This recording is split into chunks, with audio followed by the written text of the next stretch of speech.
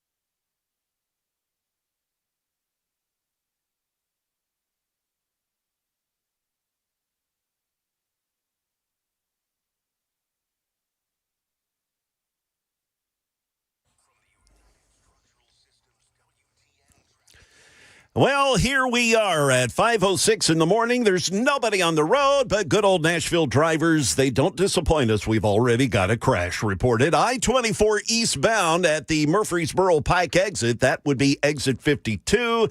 The rest of the metro looking free and clear traffic-wise. We've got your traffic every 10 minutes every morning on Super Talk 99.7 WTN.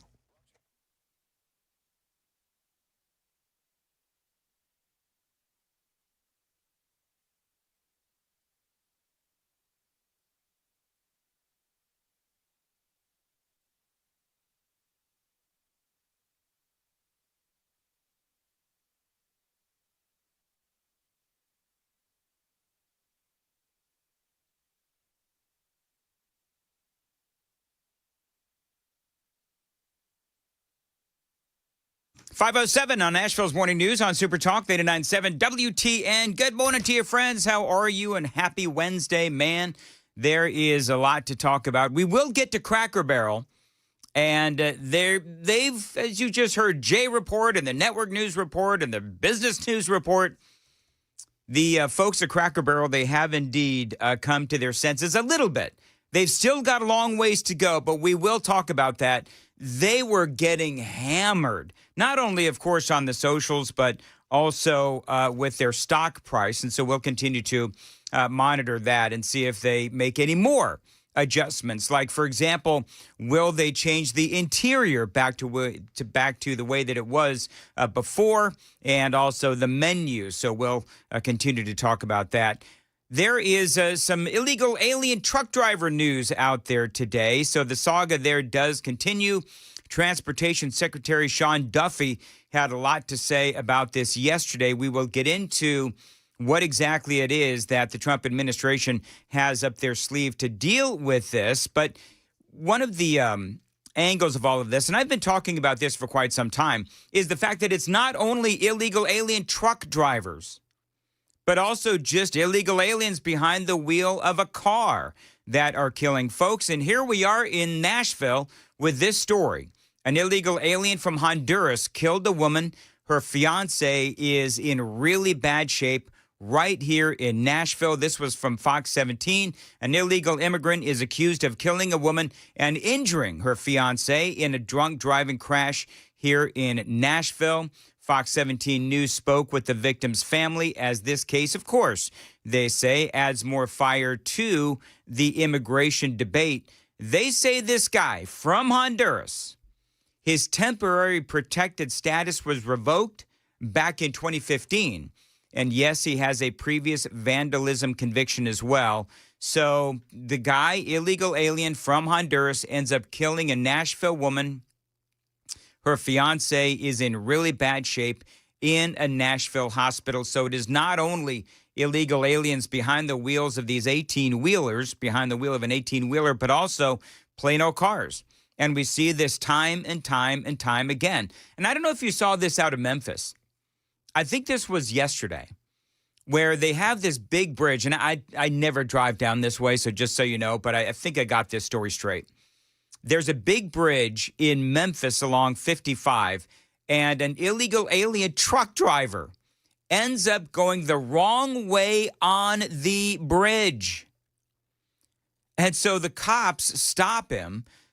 They try to get him out of the truck. He wouldn't get out. They finally were able to get him out by gunpoint, and they figured that this guy was, an illegal alien. Sure enough, not only was this truck driver that is going the wrong way on this big bridge in Memphis, he was going the wrong way. He was also, wait for it, really drunk. Yeah, really drunk. Dude was from India. Now, you know what his name was? Harvinder Singh. Now, almost the same name as another drunk driving illegal alien behind the wheel of a truck. That one out of Florida. That guy's name was Harjinder Singh. So you've got Harvinder in Memphis, and then you've got Harjinder out there in Florida. Harjinder is the guy that made the illegal U-turn, killing 3 people there in Florida. So I don't know, and the last name, same last name. So all of this seems really suspicious to me. But one of the things that people are looking at is, I guess a lot of these guys use the same last name of Singh, S-I-N-G-H, and Harjinder, whatever. The guy based out of Tracy, California, the wrong way drunk illegal alien truck driver in Memphis on the bridge. He was based, of course, out of the state of California, Tracy, California, as a matter of fact. So we have two stories here in Tennessee of illegal alien drivers, drunk drivers, killing a woman and her fiance behind the wheel of a car, and this other dude in Memphis going the wrong way on this massive bridge. Turns out the guy was drunk. Luckily, nobody killed in that case. So we've got a lot going on with the illegal alien truck driver story. This is a story that I've been covering for you for quite some time. Sean Duffy, of course, has been on the case, and he was holding a press conference, held a press conference yesterday, and he was calling out the states that are allowing these guys to get licenses. Listen to this video.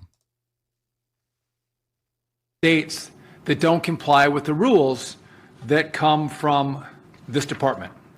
And so we are going to, first of all, we've identified several states that have not been in compliance.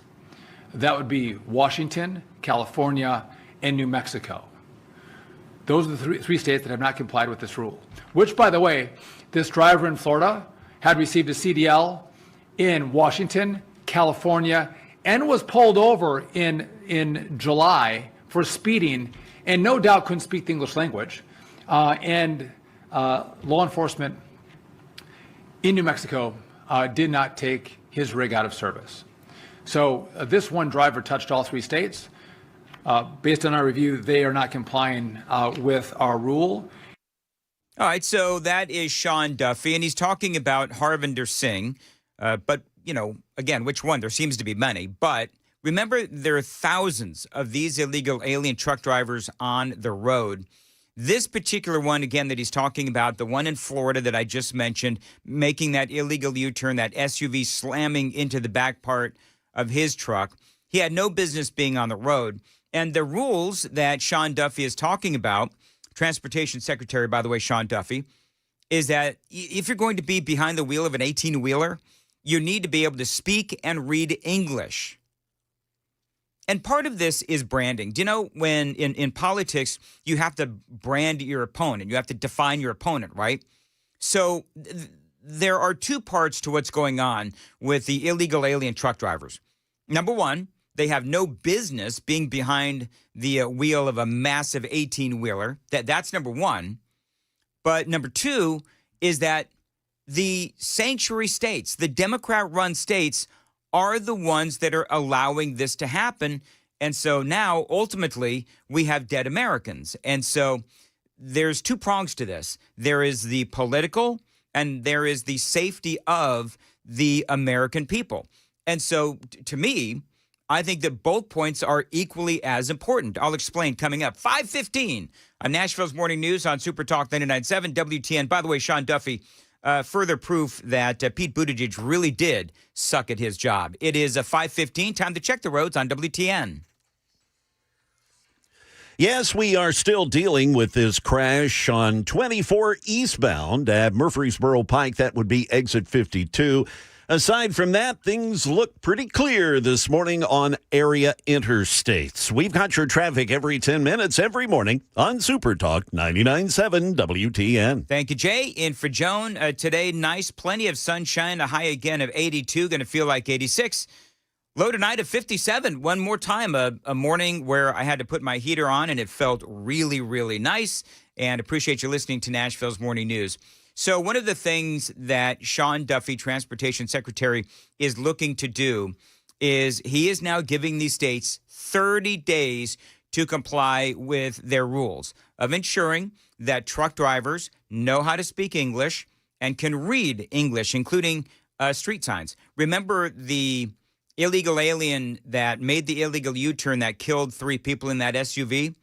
They did a test on him, and dude was illiterate. He identified, I think it was only 1 out of 4 street signs.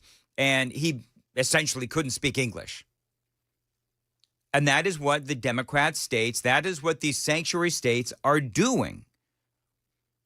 And so whether it's the, poor woman and her fiance that were killed here in Nashville by the guy in Honduras, illegal alien drunk driver, or the 3 people that were killed in Florida, or the scores of other Americans that have been killed or their lives impacted by illegal alien truck drivers or drivers, generally speaking, the Democrats, they've got blood on their hands. Clearly, they do. The crazy thing is, they don't care. And so phase 1 for us, which I'm announcing today, is we are going to give these states 30 days to come into compliance with truck drivers speaking proficiently the English language, or we're going to look at federal funding that they receive under the Motor Carrier Safety Assistance Program. So I believe California is 20 million or 30 million? 30 million. Washington is 10 million, and New Mexico is 7 million. Correct. Jesse will confirm that in a second, but these are millions of dollars. By the way, this is phase 1. There are other actions that we can take to make sure states comply, and hopefully in the next 30 days, we won't have to withhold any money from them, but if they don't come into compliance, we will start with withholding this money, and then we will take additional steps to guarantee compliance. So that is Sean Duffy, Transportation Secretary. I think the 30 days, I'm sorry, but it just feels like too many days. Like I want this to happen now. And, they have been trying to do some things there within the Trump administration. I think that by and large, though, it is hard when you have these sanctuary states, these Democrat-run states that refuse to comply. By the way, you heard him say they had 30 days to comply before seeing their funds cut off. That is from the Motor Carrier Safety Assistance Program. That money aims to help state and law enforcement improve the safety of commercial vehicles. Isn't that ironic, by the way? Crazy. And he was right. California gets about $33 million out of this fund. State of Washington gets $10 million. New Mexico gets $6.5 to $7 million. Again, all 3 are Democrat-run states. And you also heard, and I've reported a lot of this too already, but it is most certainly relevant this morning. As I said, I believe that giving these states 30 days to comply, they've had a lot of time to comply already. They know this is a problem.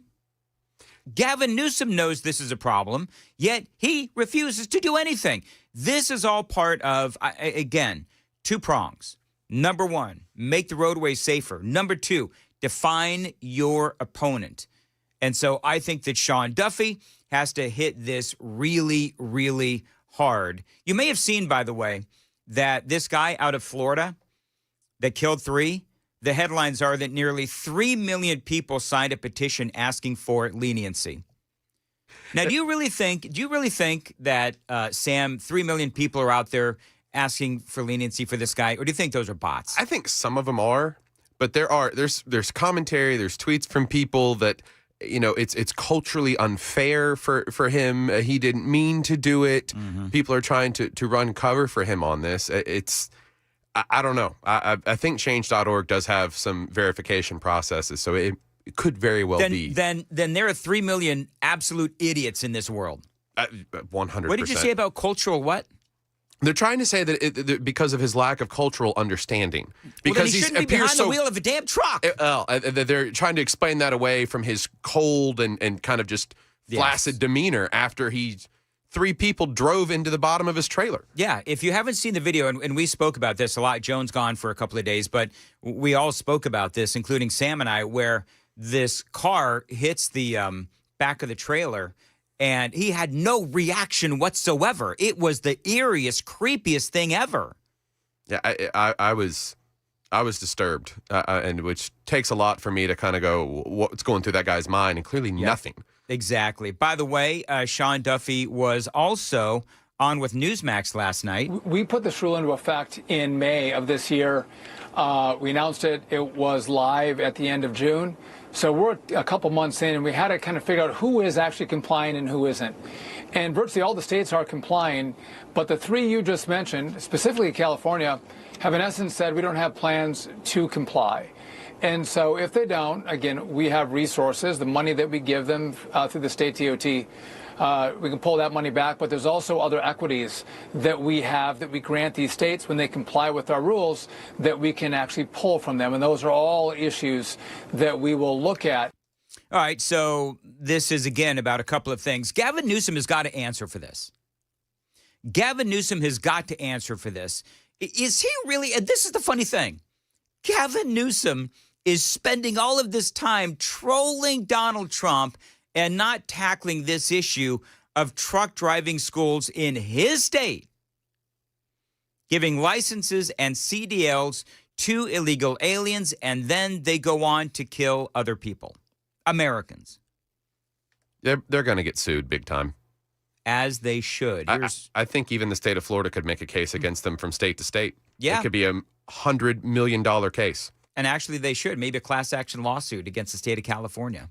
I mean, these guys are driving 80,000-pound rigs, and you can't speak the English language. You can't understand a road sign. And your family, your friends, our community drives on the roads with these people in these very dangerous semis, and we think that we're going to be safe with them on the road. The problem is you have states that have put illegals and illegal drivers competing with American drivers driving down American wages. They put those drivers, those illegals, ahead of the American worker, the American truck driver, which I find to be outrageous. Yeah, I mean, it is. It's obviously very frustrating. And I do believe that we make this an issue in the midterm elections.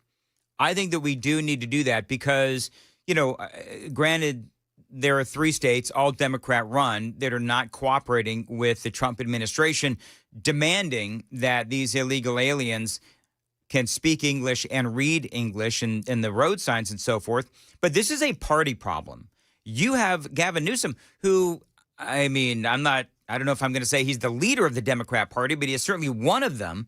And he is also one of the guiltiest parties when it comes to allowing these things to happen coming out of the state of California. It is 5:24 on Nashville's Morning News on Super Talk 99.7 WTN. And coming up in the news at 5:30, Jay Harper in for Joan. What you got? Yeah, Dan, a lover's triangle shooting in Madison leaves a woman dead, and a hit-and-run suspect in Murfreesboro now in custody. We'll have those stories and more coming up at 5:30 on Super Talk 99.7 WTN.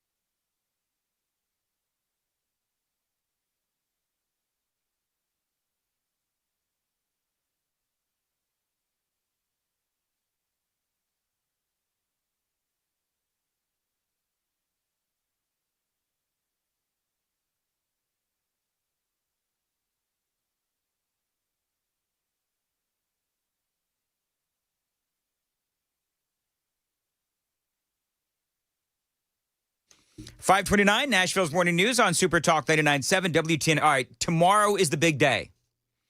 5 to 9. Jay, do you know I'm doing this? Yes, I've been following you on social media, Dan. I know what you're up to. Tomorrow, 5 to 9 a.m., Edley's Barbecue, Donaldson. I'm going to be out there with some guy named Steve Ducey from Fox News. And so they have asked me to be out there. I'm going to be. I'm looking forward to it. First 100 people in the door get free stuff. They're celebrating their new breakfast tacos there at Edley's. All of this, by the way, and I love this. You know, I have a soft heart here for the veterans.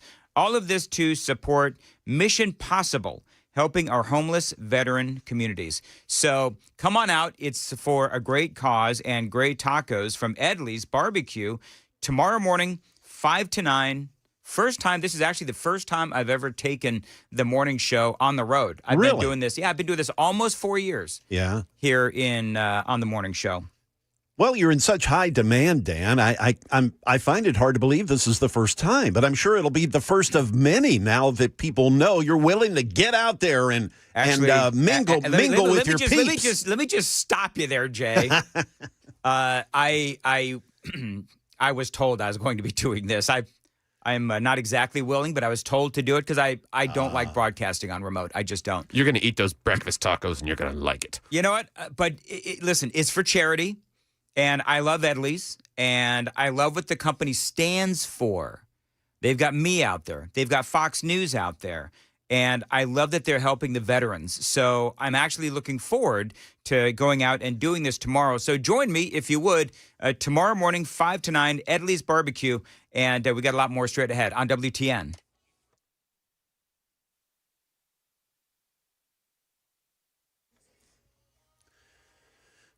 Good morning. It's 5:30, and I'm Jay Harper. I've got your top stories here this morning. Stand by. We'll have a weather forecast and a traffic report here shortly. A shooting near Madison has left a 42-year-old woman dead after an altercation early yesterday morning. Metro detectives say Keona Wilson went to a home on Scout Drive looking for her husband, who was reportedly involved with another woman, Keosha Greer. After a heated argument through a home surveillance system speaker, Wilson attempted to enter the home, leading Greer to fire a shot through the door. Now, Wilson was not hit initially, but was shot in the abdomen during a physical struggle inside the home. Wilson managed to drive to the Madison precinct where she flagged down a police officer. She was then taken to Skyline Medical Center, but later died from her injuries. Currently, no charges have been filed. Police arrested a woman in connection with a hit-and-run incident at a Kroger parking lot in Murfreesboro over the weekend. Heather Keller, 44 years of age, was taken into custody last night at about 8 o'clock for the incident at the Kroger on South Church Street. Murfreesboro police reported that the victim, a 55-year-old woman, remains in critical condition. Keller faces several charges, including reckless aggravated assault, driving on a revoked license, felony reckless endangerment, leaving the scene of an accident, and a whole host of other charges. She's currently being held at the Rutherford County Adult Detention Center on a $28,500 bond. And in a historic legal battle with the White House, a U.S. Central Bank official saying she has no intention of stepping down from her job.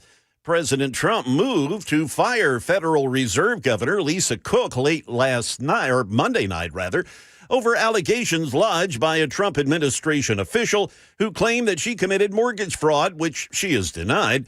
Reaction from Texas Republican Pete Sessions on the House Financial Services Committee in an interview with ABC News. If you have committed an act of fraud, done it on your own volition, it's your own signature within a short period of time, then that would be no different than committing fraud under any other circumstance, and you would not retain your job. I mean, that's what these important jobs are about, is following the law. That's the latest news. Traffic and weather are next. I'm Jay Harper, WTN News.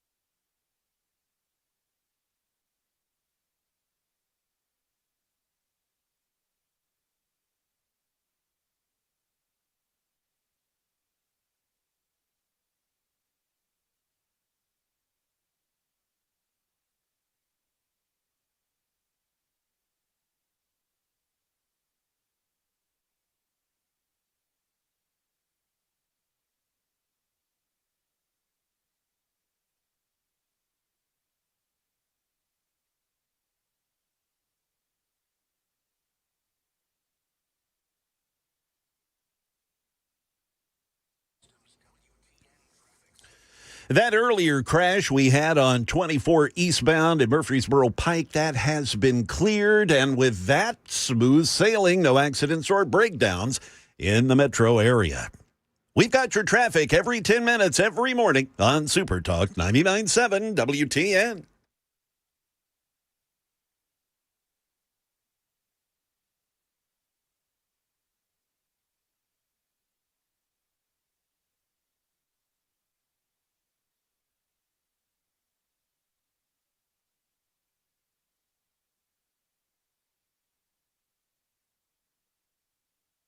.538, Nashville's Morning News on Super Talk 99.7 WTN. Dan Mandis here, along with Jay Harper. Now, Jay is in for Joan.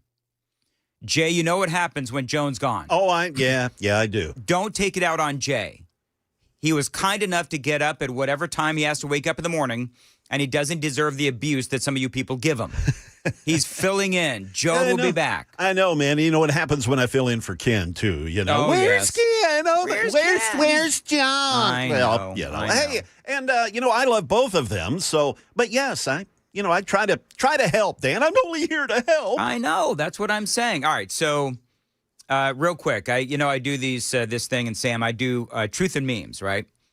So I just posted a meme. Follow me on X at Dan Mandis Show. And it's got a group photograph of all of these different journalists, right? You've got, of course, Jen Psaki. We know about her. You got Joy Reid. You got Lawrence O'Donnell and a lot of these other folks. And they're just there. And it says media. Okay, maybe we lied about Biden's health and Hunter's laptop, COVID, Epstein, January 6th, Ukraine, Obama, voter fraud, Russian collusion, and much of everything in between. But trust us when we say Donald Trump is a threat to our democracy. Now, I do understand that is an oldie but a goodie. I mean, man, the border is secure. We could talk about, what would be the other? Jay, do you have a favorite lie from the media? Find people on both sides. One of my faves, of course. And I forget, Sam, what your favorite media lie was. But that's one of mine. For me, currently, it's about how tariffs are just going to destroy everything that America, I have seen where $4 trillion in tariff revenue is helping offset the deficit to some degree. Exactly. $4 trillion bucks in what, 6 months? Well, 7, 8 months, whatever? And the thing is, it's way too early to tell what's going to happen. Yeah, the impact of that. The impact of the tariffs. But for the media to say, because there are a lot of people in the media that said that, we would be in a depression by now because of the tariffs. And obviously, it has not happened, clearly, as of yet. But the point is, and I love that meme, and I love truth in memes, because with a lot of memes, there is truth behind them. And certainly this is one of them. Now, Donald Trump, of course, understands that the media has been unfair and unkind and untruthful when it comes to his administration. So need some video here. So, by the way, if you're watching on YouTube this morning or Facebook or X or 997WTN.com, we've got video to all of the audio that you're hearing on the radio. You can also watch the show anytime you want, day or night. We are live 5 to 9 Central, but you can pick up the show anytime you want on YouTube. So this is Donald Trump. Did you see yesterday? I love this for so many reasons, but one of the big ones is because Joe Biden could never do this, where Biden, he rarely held cabinet meetings, and oftentimes they were behind closed doors. Donald Trump had I think it was, Sam, 3 hours and 17 minutes where he had the media in there just broadcasting or streaming live his cabinet meeting. It was great. So this was Trump at the end of the meeting as he's calling out the very media that's in that room, and he's talking about and comparing his 3 hour and roughly 17-minute cabinet meeting, where complete and total transparency, to what we saw with the Biden administration, which was no transparency at all. You know what I think? I think this. You have not had this happen for 4 years. You sat and you'd ask one question to Biden, and it was always the ice cream question, right? What flavor ice cream do you like best? I like vanilla. And that was the end of the conference. I think now we've done enough. These people are very busy. I want to just thank, this is the greatest, this has never been done before. First of all, a cabinet meeting was sacred. You'd never let the fake news media in. I mean, you know, that's got to just burn the media that's inside that room. Oh, and it makes me think of something else that he has been memed for saying that I just absolutely love, and it proves it. I'm built a little differently, I guess, because he's giving the interview about his charges in Georgia. Oh, yes. And the whole built a little differently, I guess. And that's true. The man is 79 and having a 3-hour meeting open to the press, something we did not experience for 4 years. And this is the thing that I love, and that's a great point, Sam. And this is the thing that I love is that you heard, I forget who it was it J.B. Pritzker yesterday? J.B. Pritzker was out there talking about how Trump somehow has some sort of a mental deficiency, and it's like, that is just absurd on its face. I played the audio. That is just absurd on its face, because clearly these are people who have been, silent regarding Joe Biden, and during his 4 years where he was clearly lacking in the mental cognition needed to run the country and the world, frankly, and Biden just didn't have the mental acuity, and so for them to now say that somehow Donald Trump has a lacking of mental acuity, or he's starting to decline in that department, is just ridiculous. And I think that's one of the reasons I think it is so impactful and effective for Donald Trump to have these open and cabinet meetings. I mean, Jay, I don't know if you saw any of it, but you can certainly see the clips on YouTube and all over the socials. It was very impressive. Yeah, I agree. And I mean, this man's the Energizer Bunny. I mean, the dude. No, that was Bill Clinton's girlfriend. Oh, yeah.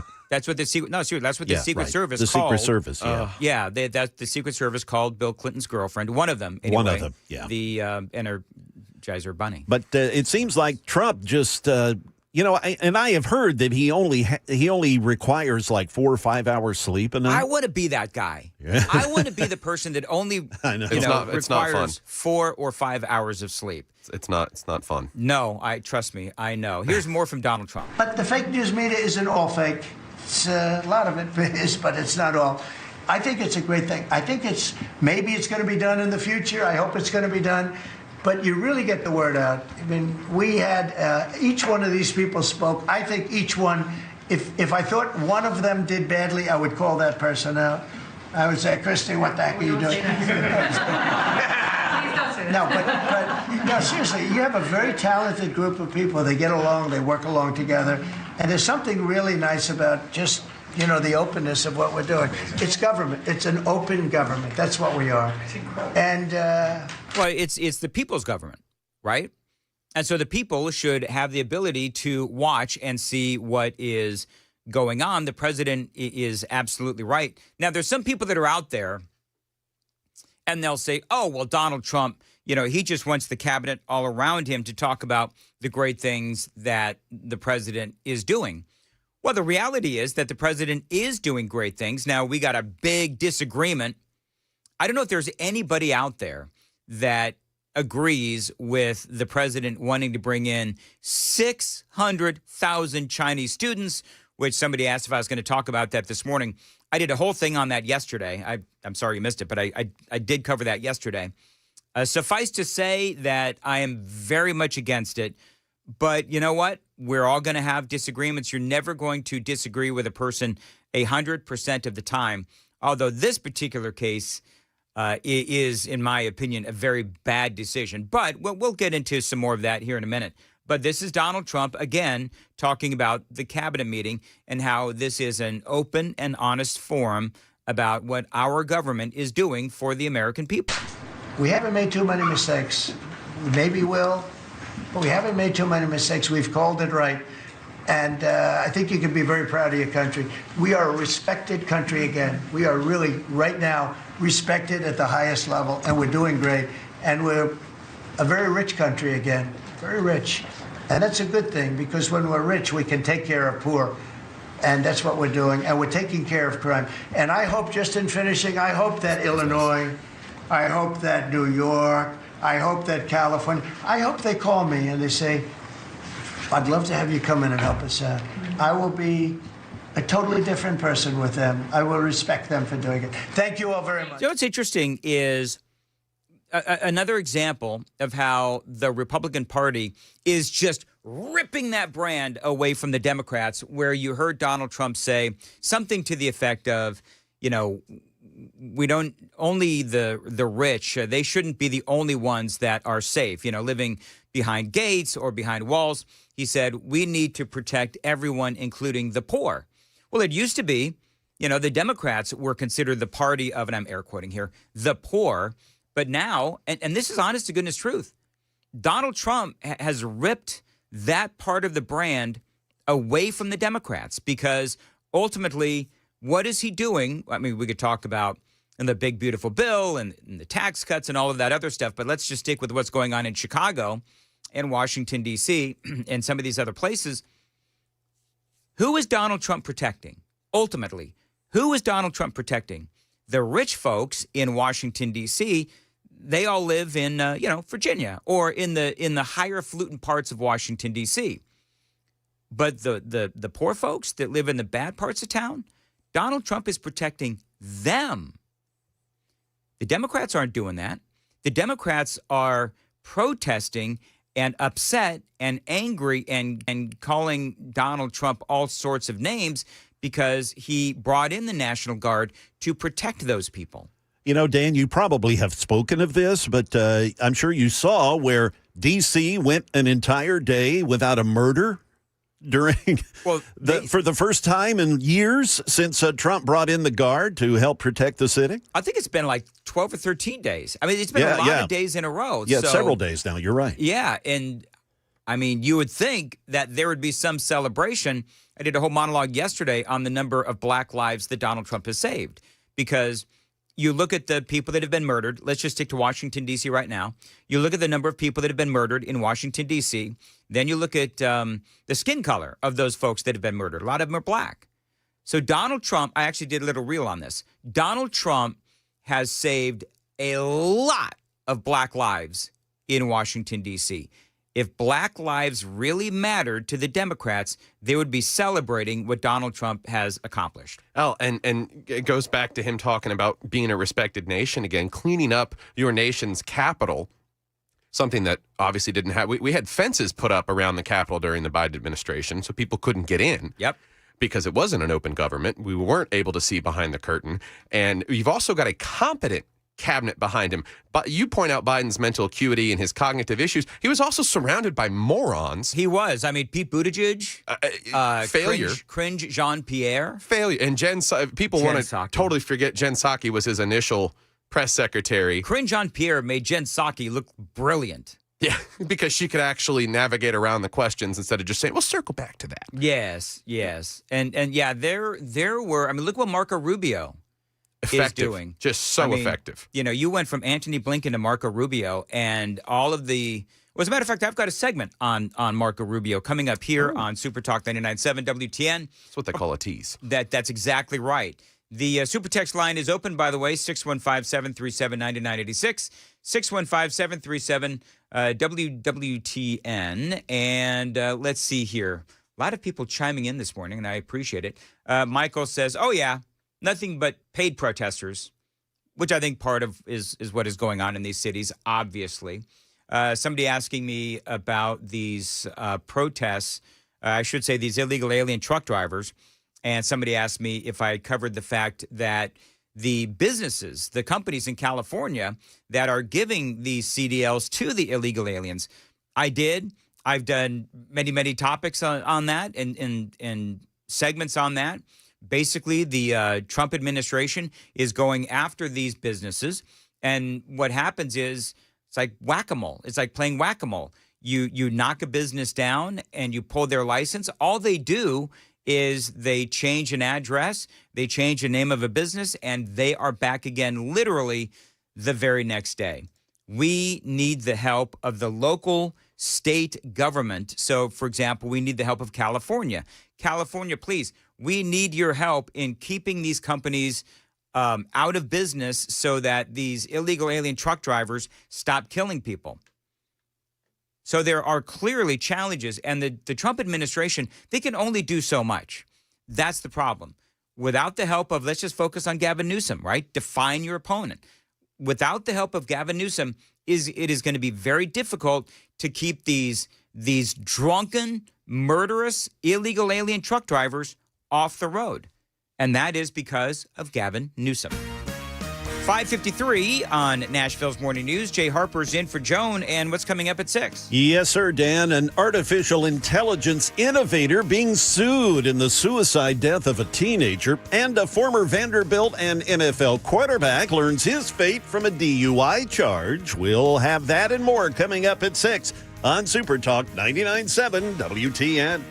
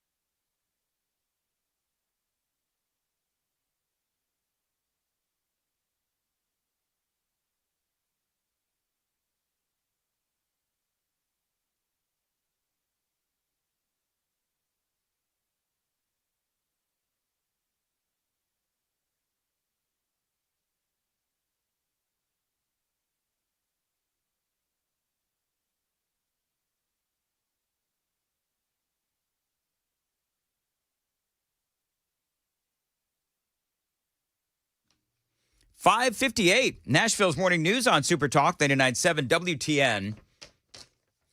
So I asked Jay, you'll love this. Is Jay back there? So I asked Sam if we had a breaking news sounder in there because we have a very important story that we are going to run. So let's go ahead and play the breaking news sounder.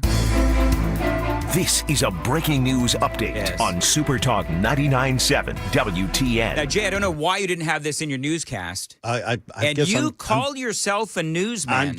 I'm a slacker. I hardly apologize. Do we not have any updates on Taylor and Travis getting married? Yeah, well, I have purposely avoided that. Have you purposely avoided that? Yes, I have. I mean, if you have social media, you have been bombarded with all that. Enough, exactly. For the love of all that is whatever. See, I'm saving your listeners All right. So now, where do you guys think they're going to have the wedding?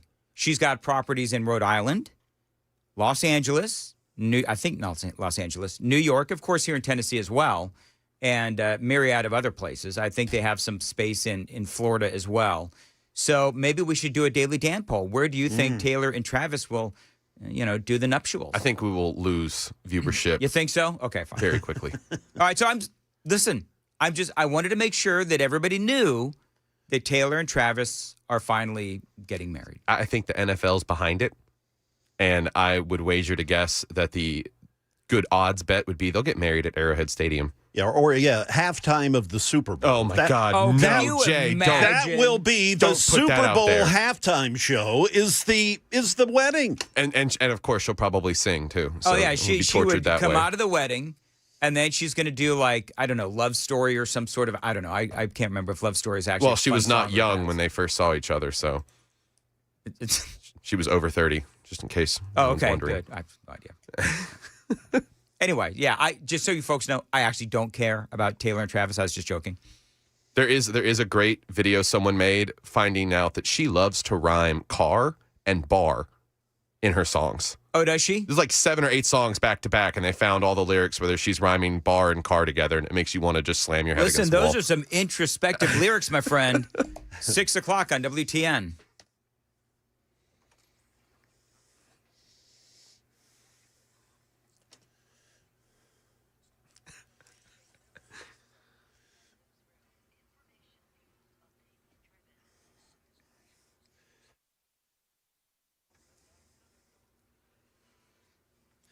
Good morning. It is 6 o'clock, and I'm Jay Harper with your top stories, a traffic report, a weather report. They are coming up.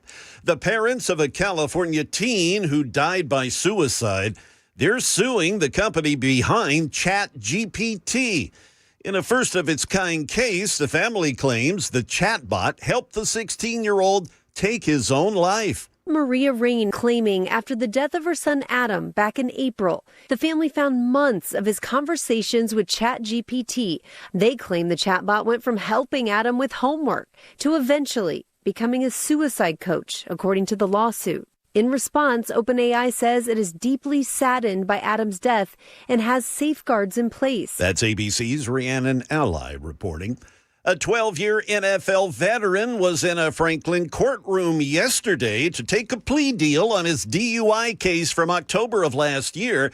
A Williamson County judge accepted a guilty plea from 42-year-old Jay Cutler and his attorneys yesterday. Cutler was arrested on October 17th last year after he rear-ended a blue GMC with his white Dodge Ram truck on Bridge Street. The arrest affidavit from the Franklin Police Department described Cutler as visibly intoxicated and stated that he offered the other driver $2,000 not to call the cops and to let him drive away. The Franklin police officers found a rifle and a loaded Glock pistol in the center console of his truck. He was charged with driving under the influence, possessing a gun while intoxicated, failure to exercise due care, and implied consent. As part of the plea deal, the weapon possession charge was dismissed and Cutler pleaded guilty to DUI. He's required to pay a $350 fine and serve 4 days in the Williamson County Jail beginning on September 29th. He will also be on unsupervised probation for a year and must attend a DUI safety class. His Tennessee license was also revoked.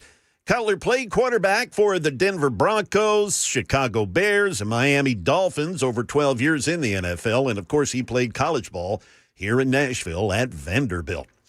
Your market numbers report brought to you by Beacon Capital Management. You can find them online at beaconcm.com. Let's take a look at the stock futures here this morning. The Dow up 15, the S&P up 2 1/4, and the NASDAQ up 8 1/4. That's the latest news. Traffic and weather are next. I'm Jay Harper, WTN News.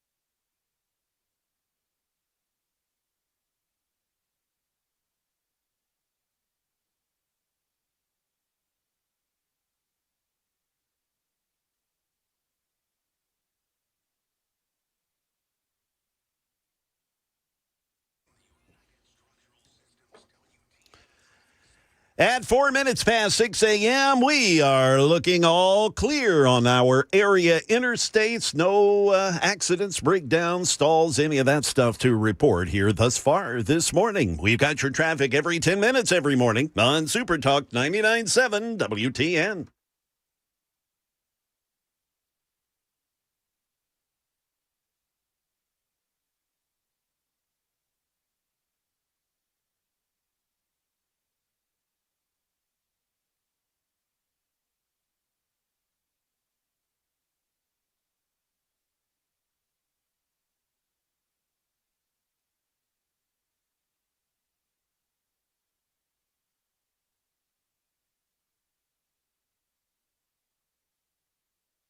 .606 on Nashville's Morning News on Super Talk 99.7 WTN. Appreciate you being here. Hey, don't forget Edley's Barbecue tomorrow, 5 to 9. I'm going to be broadcasting live.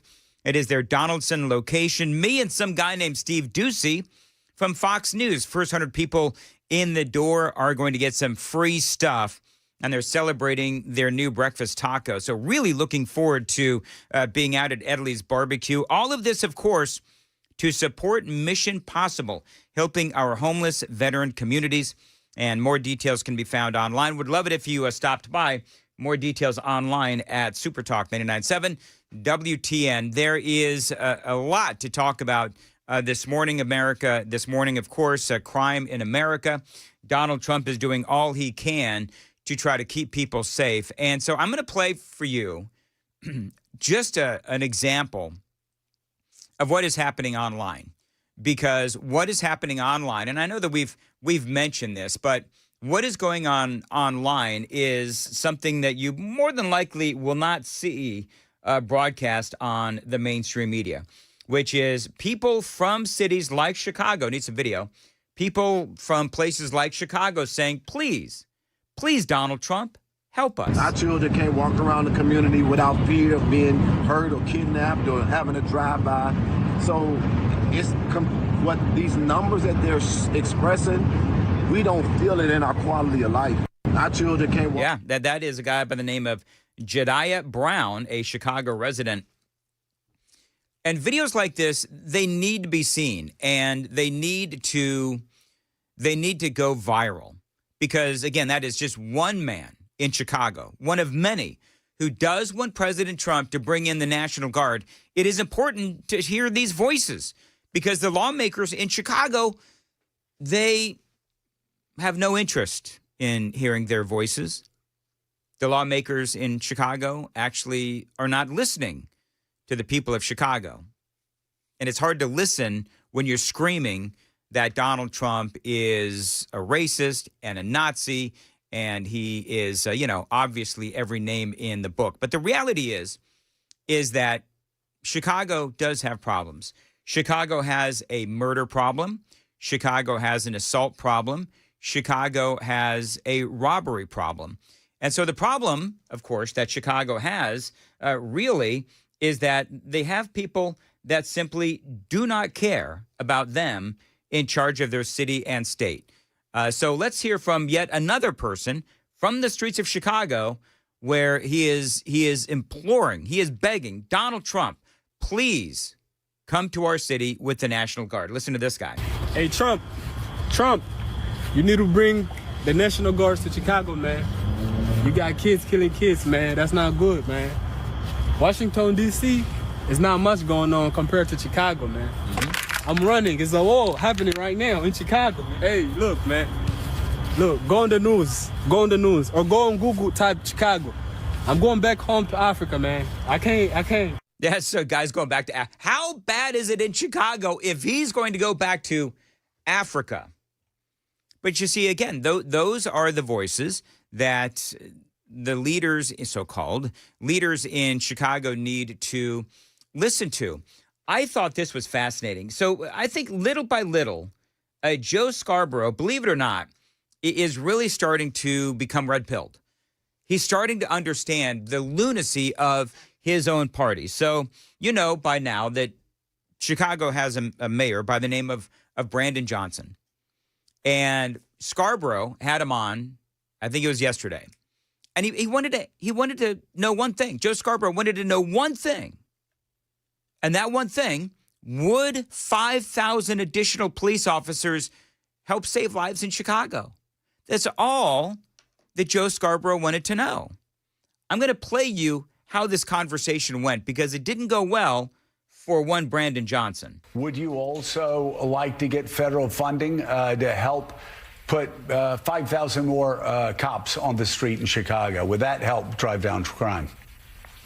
Well, look, policing by itself is not the full strategy. No, I understand that. You've talked about the other things you want, and I said those are good and important programs, but I'm asking also, would 5,000 more police officers on the street in Chicago be helpful to go along with all of those social programs that a lot of cities are engaging in and having success with? Well, look, here's the best way I can put it, Joe, is that in the 90s when I was in high school, we had 3,000 more police officers and we had 900 people being murdered every single year in Chicago. It's just not policing alone. Of course, we want more detectives. I know it's not policing alone, but I know it's not policing alone. You've told me everything else you want. You know what's so funny about that moment in the video? And if you're watching on YouTube, you saw it where, of course, he is on with his wife, Mika Brzezinski. And as you have Scarborough getting, angrier and angrier, you have Mika who takes her left hand and she touches his right forearm, Joe's right forearm, like, honey, you're getting a little heated. Calm down a little bit. And it didn't really help. Alone, but I know it's not policing alone. You've told me everything else you want. I'm curious, and this does come down to an ideological difference between people. Do you believe that the streets of Chicago would be safer if there were more uniformed police officers on the streets of Chicago? I'm telling you, Brandon Johnson will not answer the question. He simply won't answer the question, and it is a simple one. Why can't he simply say, oh, yeah, 5,000 more cops on the streets? Absolutely. I mean, it does seem pretty simple, doesn't it? And you see, the reason why I opened up the segment with those two people in Chicago who are saying, please, Donald Trump, bring the National Guard. Our city needs help. Our people are getting murdered. And their own mayor refuses to even say, yeah, 5,000 additional police officers, that would be a great thing. This is what's wrong with the Democrat Party. They are so bass-ackwards and inside out that they can't even state the obvious, that more police officers on the street will actually prevent crime. Well, they live in a world where they believe the more police officers, the more crime, because calling crime out is racist. Of course it is. Now, I don't need to spend another day reciting the crime stats. You get it. I get it. The voices I just played of people in Chicago begging for help, they get it. We all know. But Johnson, he keeps saying that more affordable housing is the answer. I would be willing to bet that there's a lot of corruption in these programs regarding affordable housing in Chicago. And I've got some receipts, and that is coming up. It is 6:15. Time to check the roads on WTN.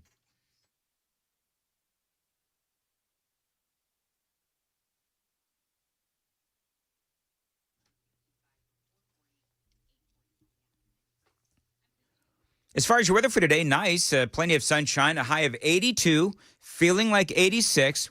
Tonight, it's going to be cold again, a high of 57. Appreciate you listening to Nashville's Morning News. So how corrupt is Chicago? How corrupt is Chicago's affordable housing programs? Because that's where Mayor Brandon Johnson wants all of the money to be funneled into, right? Is the affordable housing programs. The Chicago Housing Authority is one of the least efficient and worst managed of all the housing authorities. Paying ghost workers, falsifying overtime records, padding supply bills, just to name a few.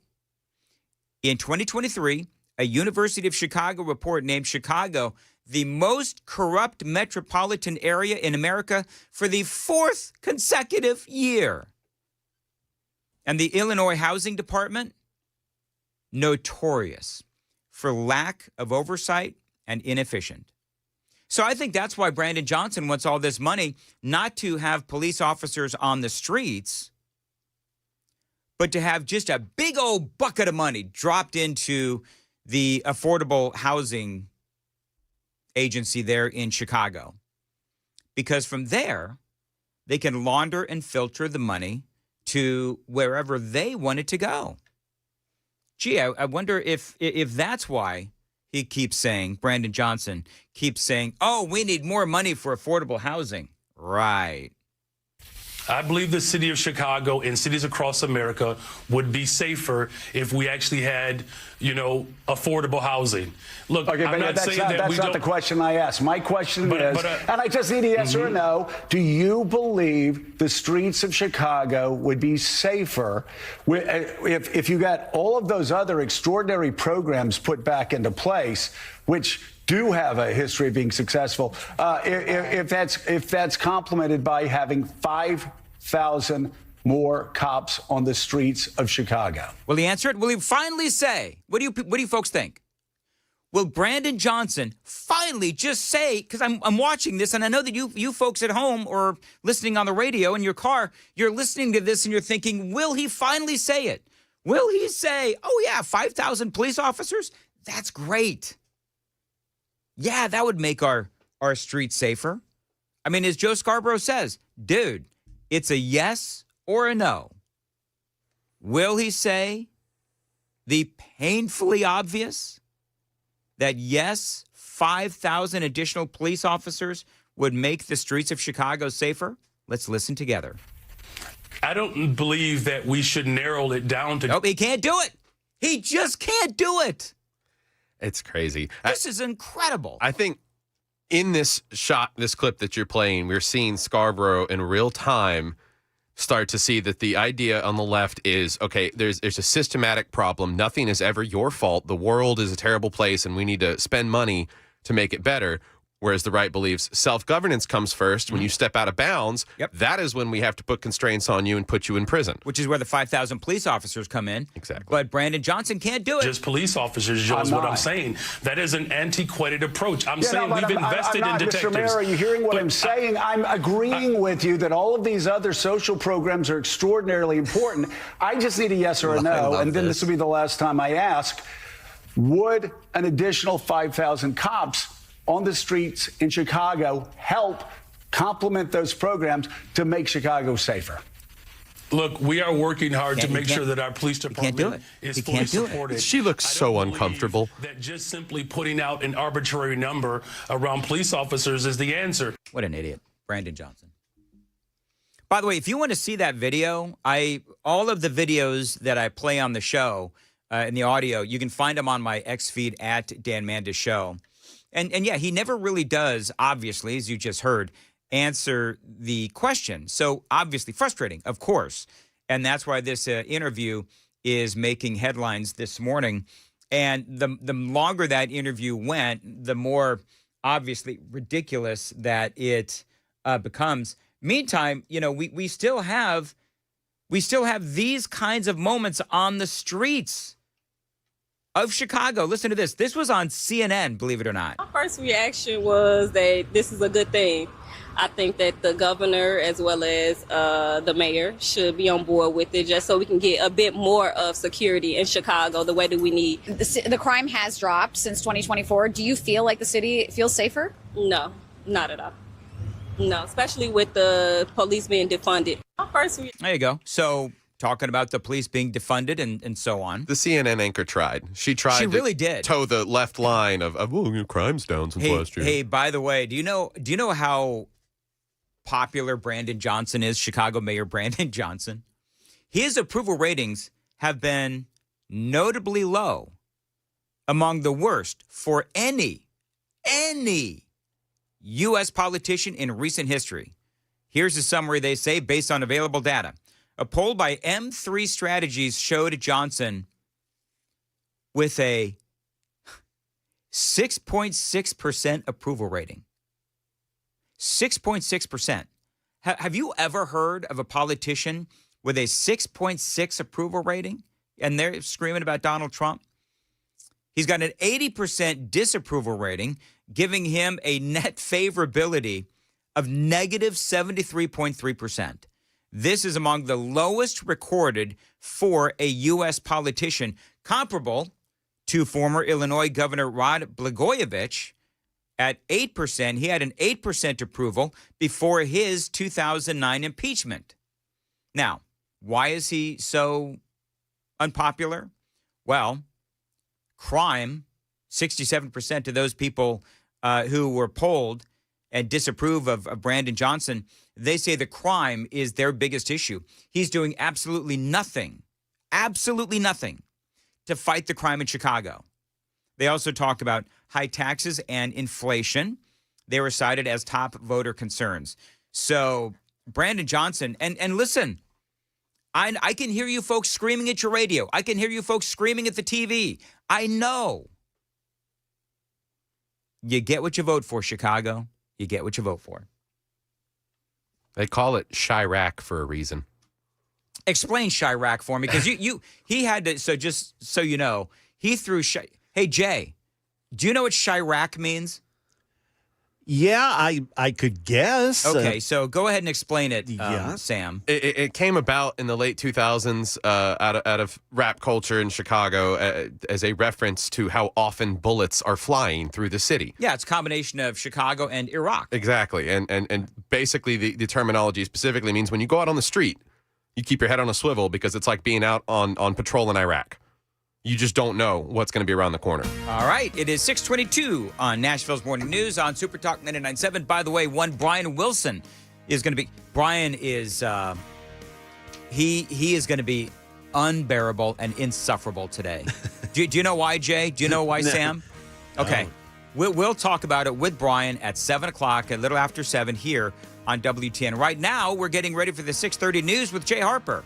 Yeah, Dan, wow, a brazen robbery on I-24. You've got to hear about this if you've yet to hear about it. Then the Federal Reserve defying the president. We'll have those stories at 6:30 on Super Talk 99.7 WTN.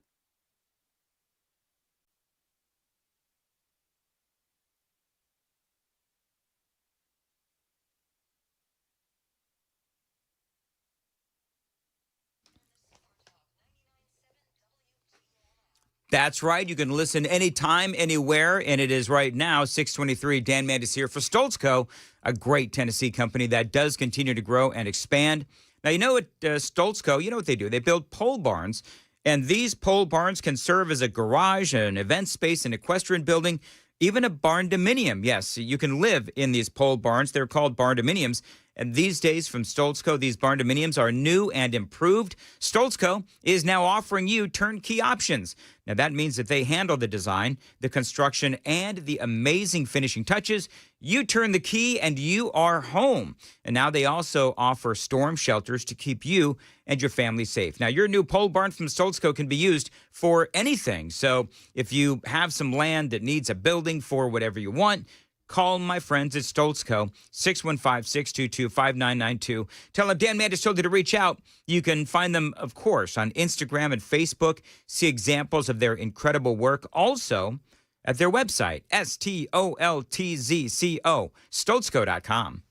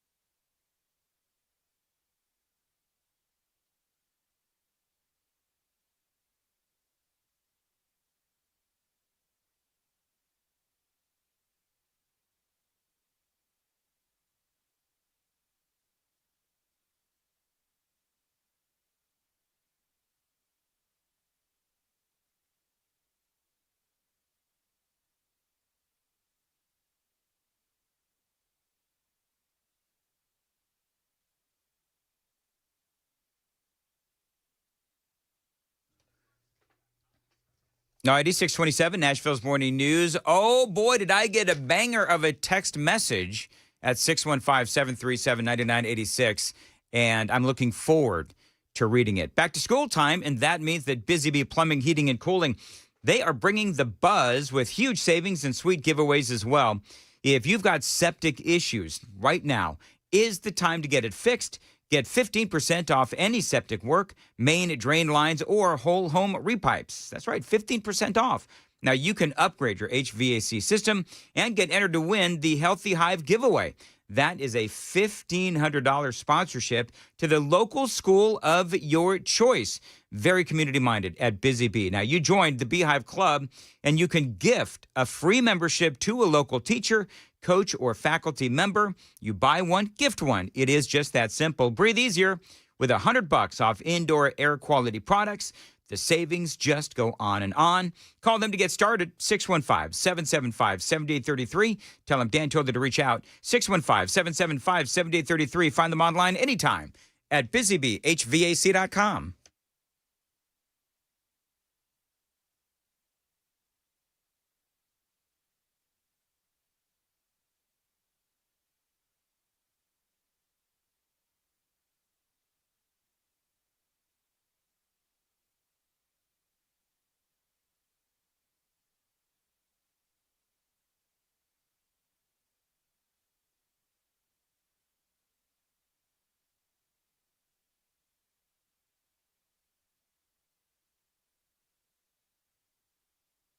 All right, so this is what 8507 says based on my last segment.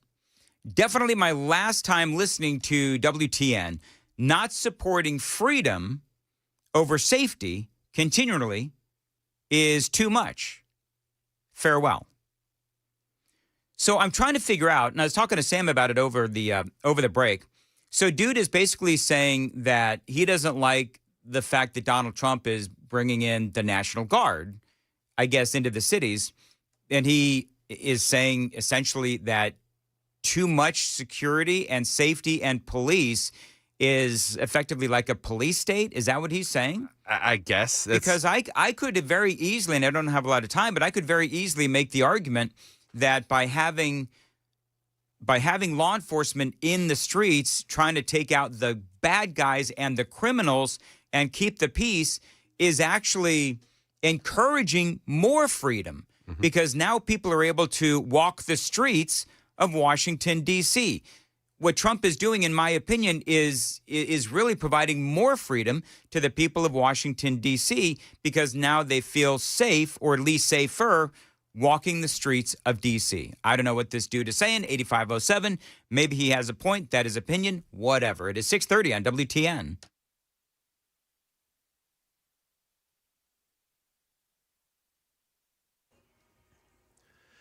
Good morning. It is 6:30. I'm Jay Harper with your top stories, a traffic report, a weather forecast. They're coming up. Laverne police, they are still searching for two suspects, they say, robbed a man at gunpoint on I-24 yesterday morning.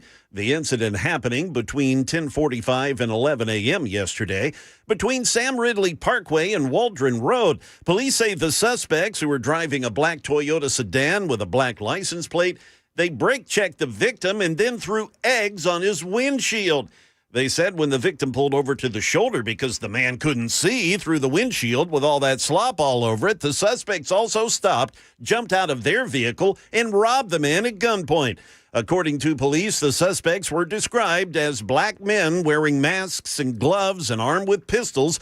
Police are asking anyone with any information, maybe you have some dash cam footage that could have captured all this, please contact the Laverne Police Department, 615-287-8667.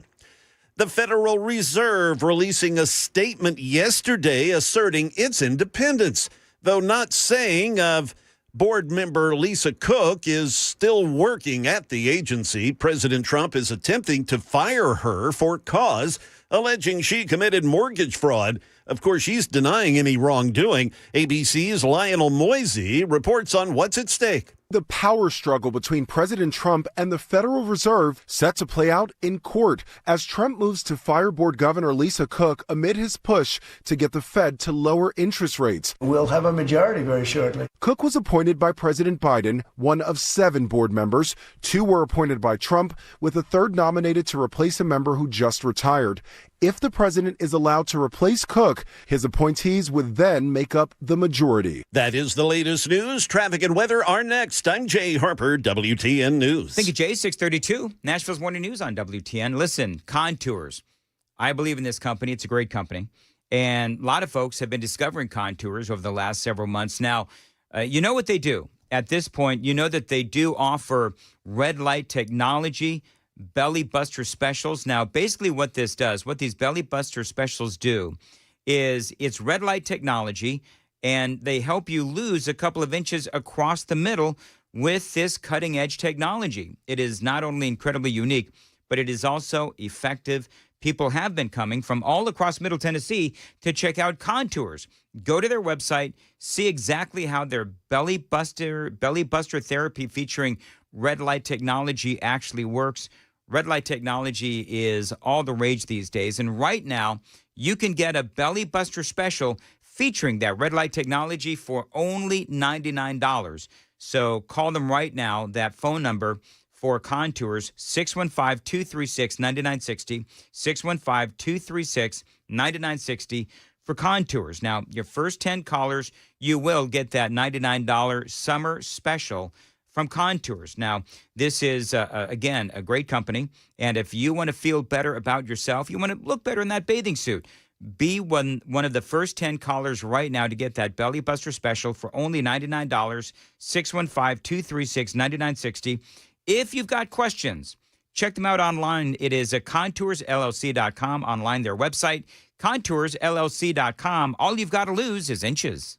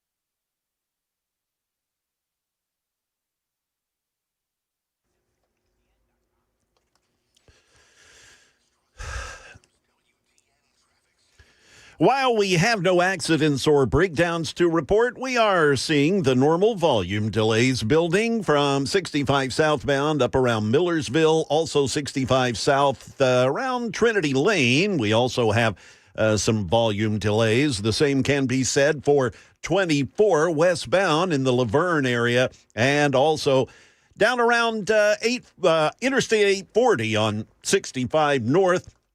We've got some delays there as well. We've got your traffic every 10 minutes every morning on Super Talk 99.7 WTN.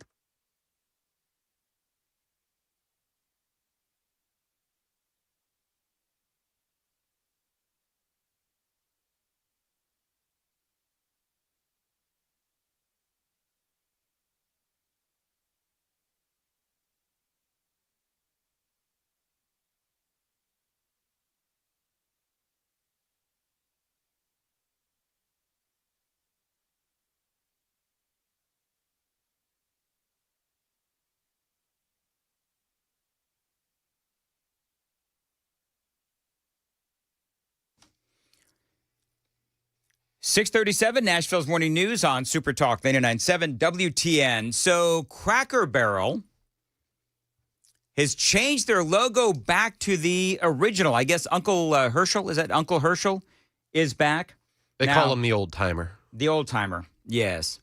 Now, if you're watching on YouTube or Facebook or whatever, it's such a visual, and I apologize to the radio listeners, but it is really funny. Thanks to the greatness of AI, this went viral yesterday. You've got Uncle Herschel and Donald Trump shaking hands in front of the classic Cracker Barrel sign, and they're doing the Trump dance, and they're having a good time. It's really, really funny. And, you know, there's a lot of work, though, to be done with Cracker Barrel. Now, our Daily Dan poll, just very quickly, before I get into the details of what exactly has been going on. Watch us on YouTube and anywhere else you can watch videos. And the Daily Dan poll, help me out, Sam, what was our Daily Dan poll? I think we said that with Cracker Barrel, okay, so they've changed their logo back. Are you willing to, you know, now go back to Cracker Barrel if you were not going to Cracker Barrel because of all of the changes? Yeah, so that's what we said. Now that Cracker Barrel has caved on the logo, will you go back? We had yes, no, and then I put a third option in there saying change it all back. But we are overwhelmingly still with no at 40%, change it all back at 33%, and yes at 27%. Okay. Now, Donald Trump, I don't know if you folks saw this, but Donald Trump, he chimed in with all of this. Now, he posted on True Social, Cracker Barrel should go back to the old logo. That's what he says. He says they should admit a mistake based on customer response, the ultimate poll, and manage the company better than ever before. They got $1 billion worth of free publicity if they play their cards right. Very tricky to do, but a great opportunity. Have a major news conference today. Make Cracker Barrel a winner again. Remember, in just a short period of time, I made the United States of America, the president says, the hottest country anywhere in the world. 1 year ago, it was dead. Good luck. Hotter than the chicken and dumplings at Cracker Barrel. I'll tell you what. So President Trump, I mean, you got to love when President Trump, you know, he chimes into, you know, these kinds of discussions that Americans are having. And I think that the president was spot on. By the way, you know, I'm just going to say this. I made the joke earlier. Brian Wilson, who's going to join us a little after 7, he is going to be insufferable today. Do you know why Brian Wilson? I hope he's listening. He's going to be insufferable today. You know why? Why?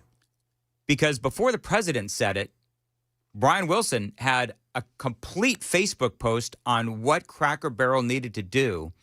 And here they've done some of what Brian Wilson did suggest on his Facebook post.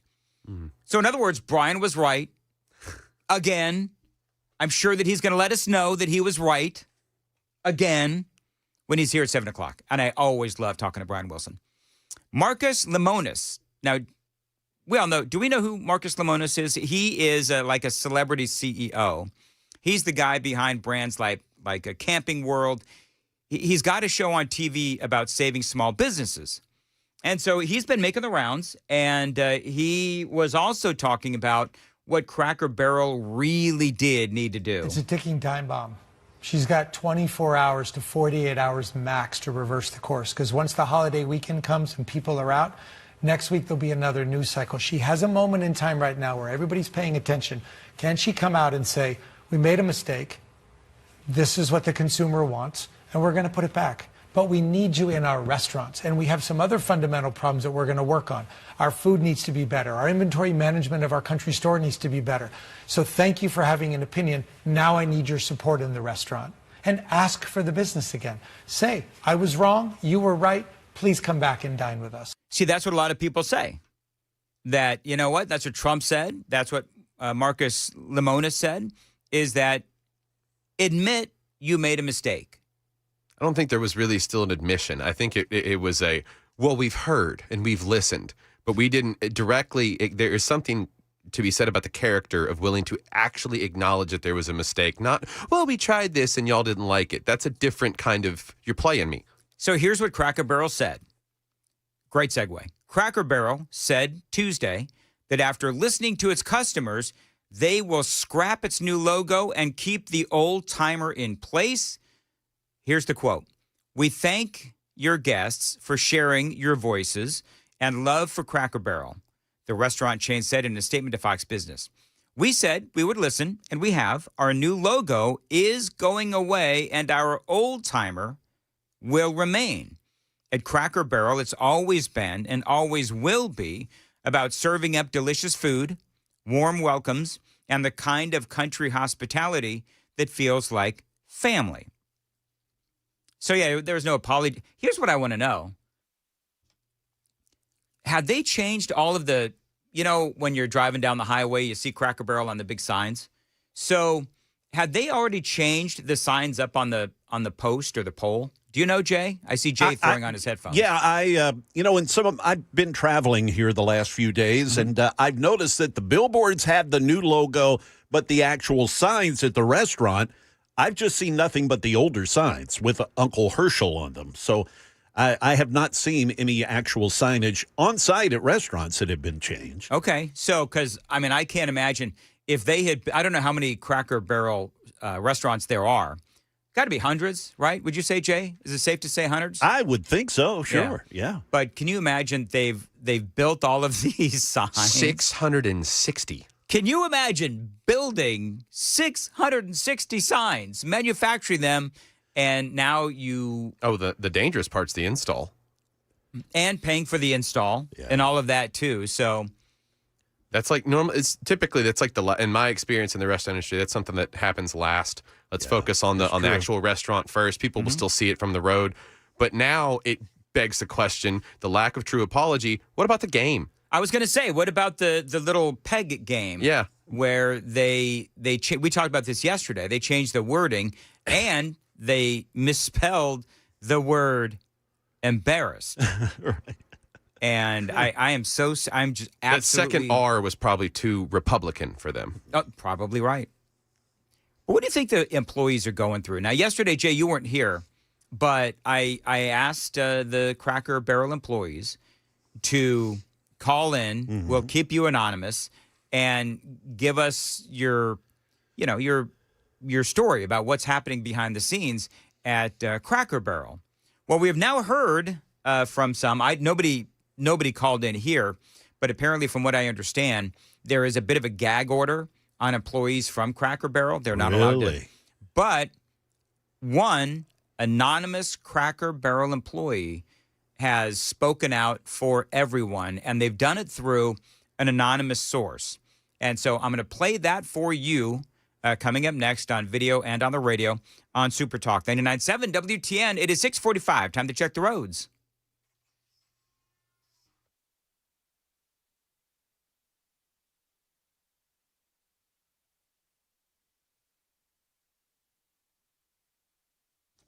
As far as your weather for today, plenty of sunshine, a high of 82, going to feel like 86, a low tonight of 57. Appreciate you listening to Nashville's Morning News on Super Talk 99.7 WTN. All right, so this video hit the socials where a woman is relating the experiences of those 70,000 hardworking employees who really are the ones suffering. And I'm going to tell you that when I would go to Cracker Barrel, I never had a problem with the employees.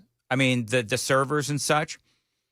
I don't think that there was a time when they just didn't have enough of them and they were put in a position to fail. That was my big issue with Cracker Barrel, and I regaled you with stories earlier of how my wife and her father and uncle literally walked out of a Cracker Barrel, and we didn't return for like a couple of years. That's how bad it was, because we had like 3 or 4 times where we had gone to Cracker Barrel. I mean, we would go there in Mount Juliet. We'd go there every Sunday. We went to Cracker Barrel every Sunday for quite some time. I mean, it was a couple of years. And then like 3, 4 times in a row, the service just absolutely got terrible. And then when we got the food, it was either cold or it just wasn't very good. It was lacking. But we never blamed the server. And so, but I want you to, based on what I just said, I want you to listen to this video. And by the way, you can see this video on my X feed at Dan Manda Show. And she is this woman is reading the thoughts of an anonymous Cracker Barrel employee that she knows. We have families to feed and bills to pay. She didn't just hurt the company and what it stood for, but she hurt her employees. That is from a staff member of Cracker Barrel, a current staff member. I will not be identifying her name. I will not be identifying what store she works in or what her position is. But the plot thickens with the Cracker Barrel drama of the rebrand and changing the concept of the store. And people are calling for a boycott. People are calling to oust the CEO, saying she's making terrible decisions. But a lot of people in the comments have understandably said two things. A, the food quality is what has to be addressed, not the logo and the look of the store. The food quality has gone downhill. But two, what this is doing to people who work there. And yeah, listen, the people that work there, 70,000 employees, they are the ones that have to be suffering. And one of the things that she's going to point out is something that Cracker Barrel and the new CEO, who she was referring to, what the new CEO is doing to the employees of Cracker Barrel. So I'm going to read what this person wrote to me and gave me permission to share without identifying anything about her. I was told today at work we have a gag order and are not supposed to be speaking about how the food is being made. Since the new CEO came into our company in 2023, she has not only laid off many of her long-term loyal employees, but now expects the least paid employees to do more. We did have backup cooks and prep cooks who freshly cooked our country homemade food. She cut all of these positions to save money. Now our food is like fast food. It's all frozen in a bag off of a truck. We're basically turning into a fast food restaurant. Us Cracker Barrel employees are the ones suffering. We have families to feed and bills to pay. She didn't just hurt the company and what it stood for, but she hurt her employees. The employees are the face of the company. Since she came into home office, we get treated differently. They expect so much out of us, but we're lucky to get 20 hours a week. We used to work 40 hours a week, no problem. Now it's fighting for hours as they hire more servers and less cooks for the back of the house. The cooks do a 7-person job and us servers are replaceable in an instant. It doesn't matter how long you've been with the company. We're all in fear to lose a job we once all loved so much. All right, so, I mean, I happen to know a thing or two about management. I did it for a long time. Never want to go back. But down to 20 hours means that they had their benefits cut, full-time benefits, right? Yeah. So if you had a 40-hour work week, you got the benefits, the insurance, and so forth. You cut down to 20 hours a week, then you are no longer full-time, you're part-time, and you don't get any benefits. And as far as firing long-term employees, well, that's because over time you get raises along the way, right? I mean, we all know this. Start earning decent money by showing some loyalty to a company, but that loyalty oftentimes is shown in only one direction. Somebody was castigating the younger generation, people like you, Sam, were castigating. No, I'm not saying that as a negative. People were arguing or debating or complaining that the younger generation has no loyalty to companies. And I spoke up. And I said, why in the heck should the younger generation show any loyalty to any company? Because what we know is that, and especially over the last 5 years, is that companies don't show their employees any loyalty. No. It's every person has to be out for themselves because the companies, they don't show that loyalty, sadly. Amazon, I don't know if they still do it, but they used to pay people to leave so that they didn't have to promote and give them more money. Yeah. You get to the end of a year or two working at the warehouse, and then they will, here's $2,000 if you quit.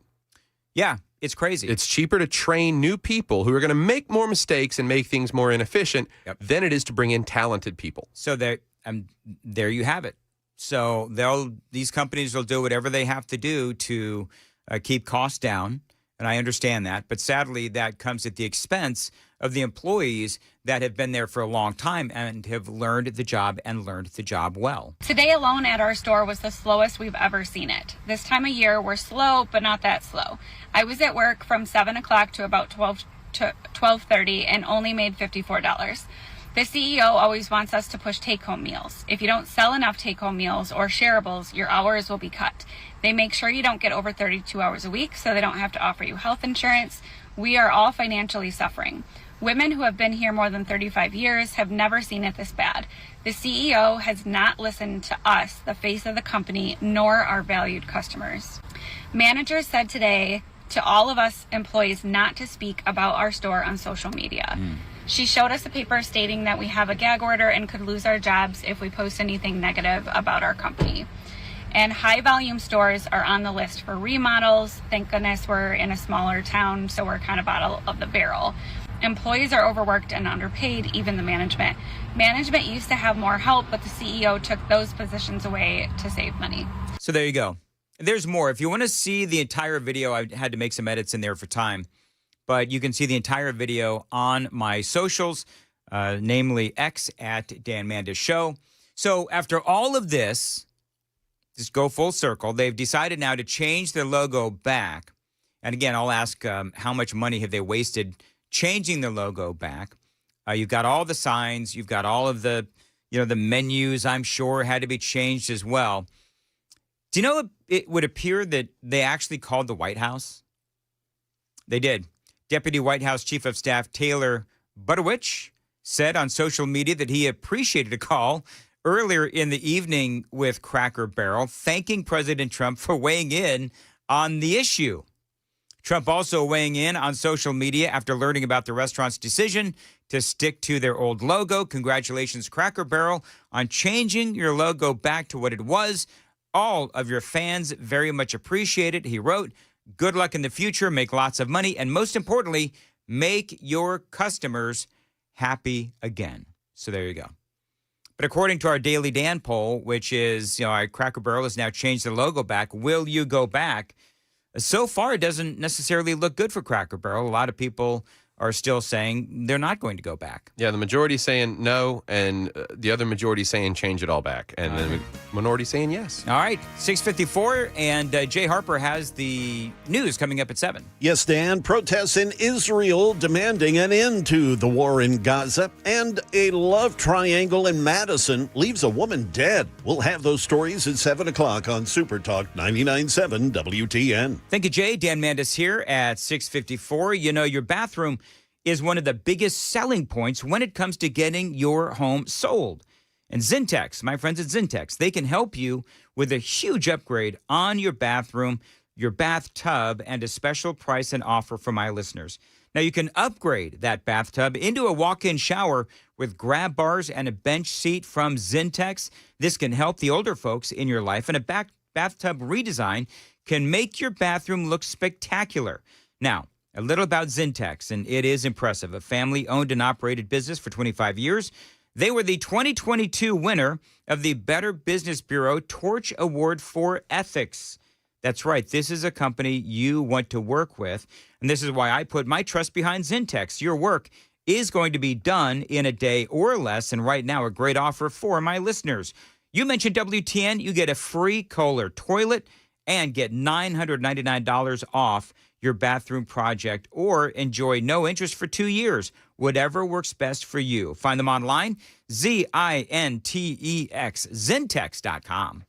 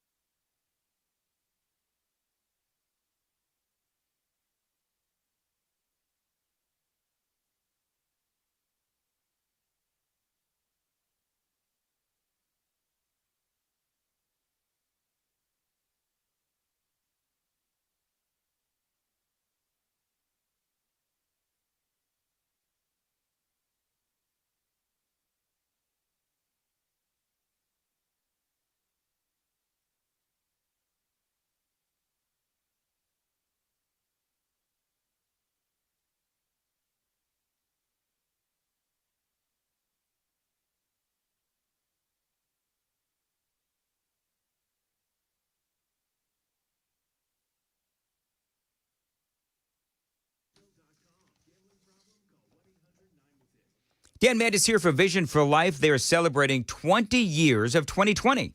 Now, since 2005, Dr. Jeff Horn has provided thousands of patients 20/20 or better vision.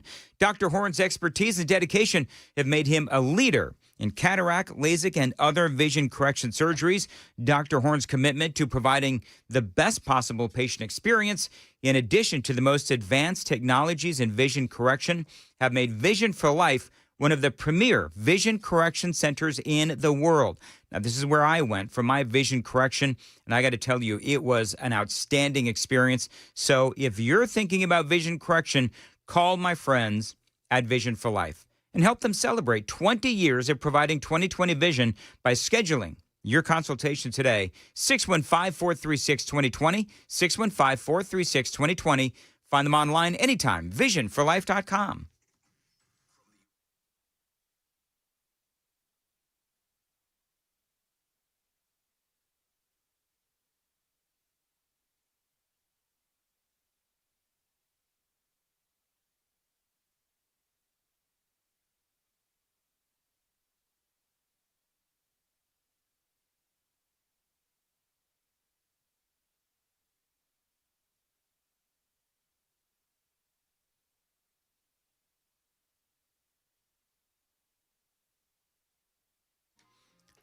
.659, Nashville's Morning News on Super Talk 99.7 WTN. Appreciate you being here. Brian Wilson has a lot to talk about coming up after the news at 7. And yes, Brian Wilson does promise to be insufferable because Cracker Barrel, I don't think the Cracker Barrel was listening to Trump.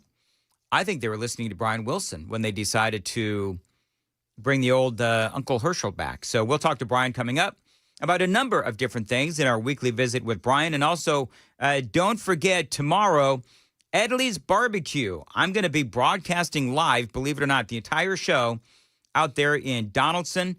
Fox News is going to be there when Steve Ducey is going to be there. The first 100 people in the door get a bunch of free stuff. And I think there's going to be a lot of free stuff anyway. So come on out, Edley's Barbecue, Donaldson, tomorrow. I'm looking forward to this broadcast. All of this to support Mission Possible, which is helping out our homeless veteran communities. Cannot wait. It is 7 o'clock on WTN.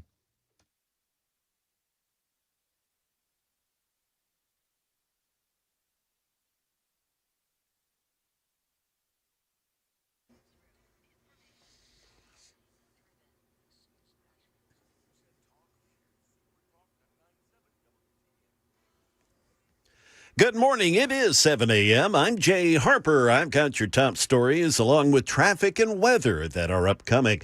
More protests in Israel demanding a deal to end the war in Gaza and the release of the remaining hostages. This as Israel faces questions over the attack that hit one of the largest hospitals in Gaza, killing at least 20 people, including 5 journalists. The IDF now says the attack targeted a camera it says was set up by Hamas to observe IDF troops, but it has not explained why one strike was followed by a second and leaves a woman dead and one then just a few minutes later. And first responders and journalists, they were on the scene for all this. ABC's James Longman is at the foreign desk. The IDF says 6 of those killed were terrorists and that one of them was involved in the October 7th attack. The Committee to Protect Journalists says 192 journalists have now been killed since the war began, and they accuse the IDF of targeting them on purpose. Israel denies that claim. A shooting near Madison has left a 42-year-old woman dead after an altercation early yesterday.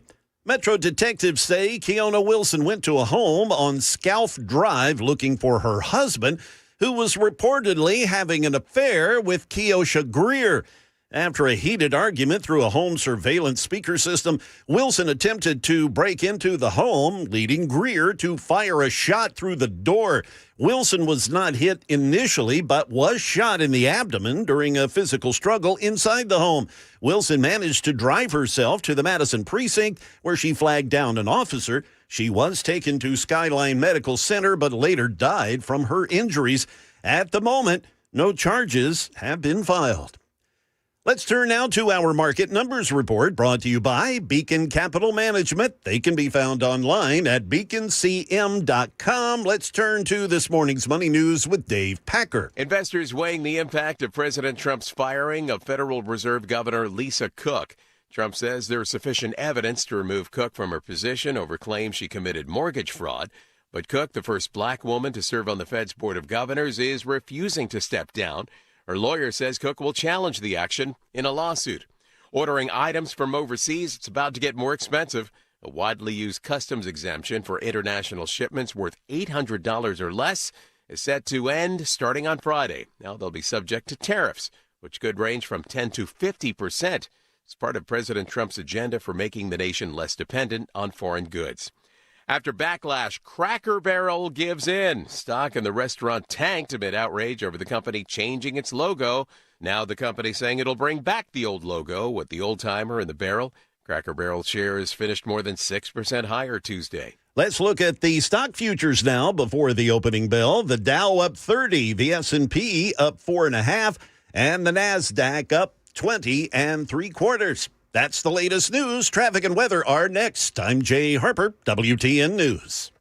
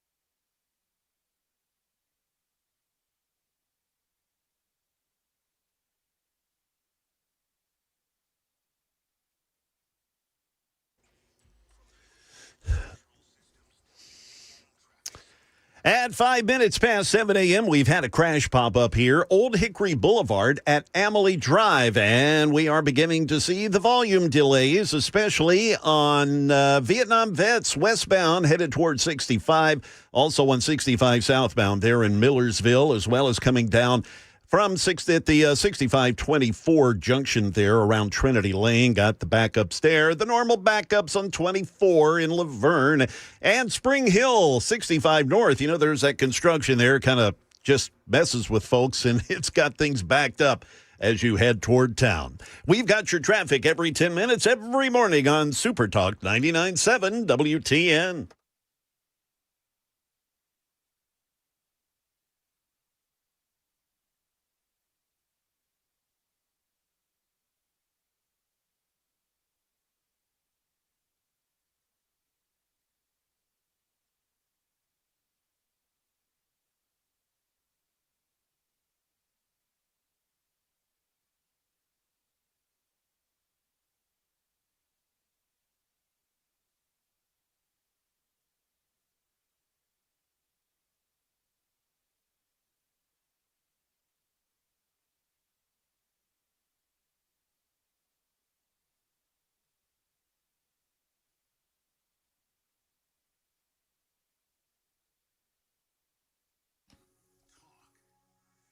7:06 on Nashville's Morning News on Super Talk 89.7 WTN. And a good morning to you. Welcome on in, and welcome on in to Brian Wilson, who is back from a trip not only to Washington, D.C., but also Canada.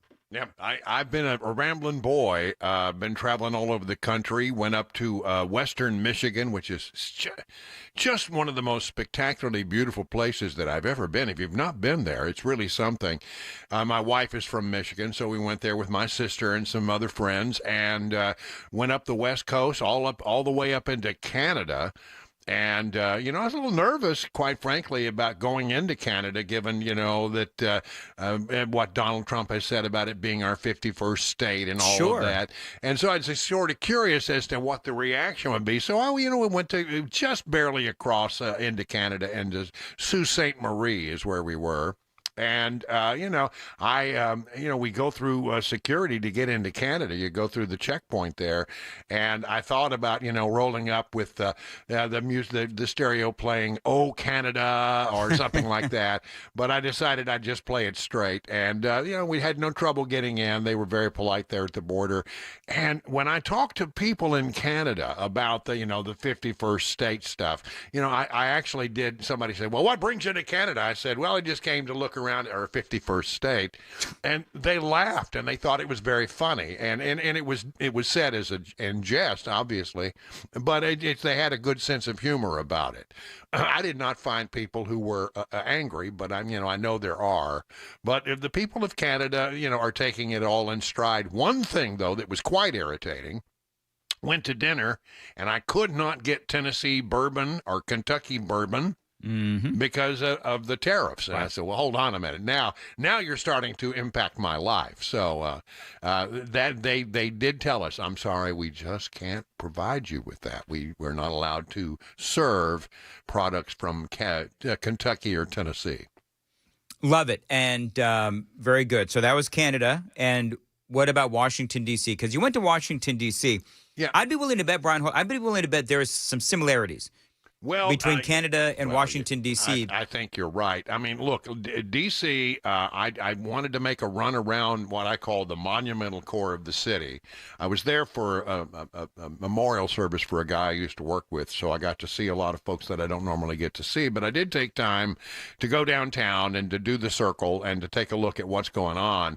And yes, you see the National Guard. They're there. They're not overwhelming in their presence, at least not what I witnessed. And when you talk to people, and I talked because of where I was and who I was visiting with, I talked to a group of people who are across the political spectrum, who live live and or work in D.C. And they all said the same thing. We're just sort of glad it really has sort of quietened things down. And I know that there are people who object to it, but I didn't find that in the cross section of people that I spoke to. So knowing what you know about Washington, D.C., and one of the things that I have noticed, of course, is that you have the people who are in charge of Washington, D.C., Muriel Bowser and some of these other folks, the police chief. They're all up in arms about all this, but the people, they're in Washington, D.C. I mean, I've been playing audio and video all day, Brian, of people that are like, "Thank the Lord, I can leave the house at 7 o'clock." And that's the sense I got, is that, well, in a perfect world, we wish we didn't have to have the National Guard here. Wish our police department would get it done. But it's I think what you see here in Washington, D.C., is not all that different from what you see in Nashville. I mean, you have people who don't want the police to enforce the law. And it's interesting to me to note, and I'll say this again, I just looked up the story again. There is a story out there that says that of the top 10 most crime-ridden communities in America, Nashville actually has a worse record than D.C. does when it comes to violent crime. Yeah, I saw that. If we're looking at the same list, Memphis was number 1. Number 1, and Nashville's number 8. D.C. was number 10. And the one that I saw, Nashville was number 5, and D.C. was like number 9 or 10. So Yeah, now do you believe that though, Brian? Like, is there some numbers fudgery going on? I believe that we have a much more violent situation. I don't think it gets recovered. It doesn't get covered or reported the way that it should be, and we just don't have a powerful local media to hold the police accountable when they do that. I believe the numbers are manipulated. I do, and I have felt that way for some time. Well, we've covered all of that manipulation in other towns and other cities, of course. So let me ask you, Brian. So I think this is actually an interesting move that the president is doing. So we know Washington, D.C., it can be controlled by the president if he wants to send in the National Guard. But in a place like Chicago, Illinois, or a place like Memphis in Tennessee, I do find it interesting that the president is he's talking mainly about sending the National Guard into Chicago, where he's getting a lot of pushback from the Democrats, as opposed to Memphis, where he would more than likely have a much more amenable governor and also a very conservative state legislature.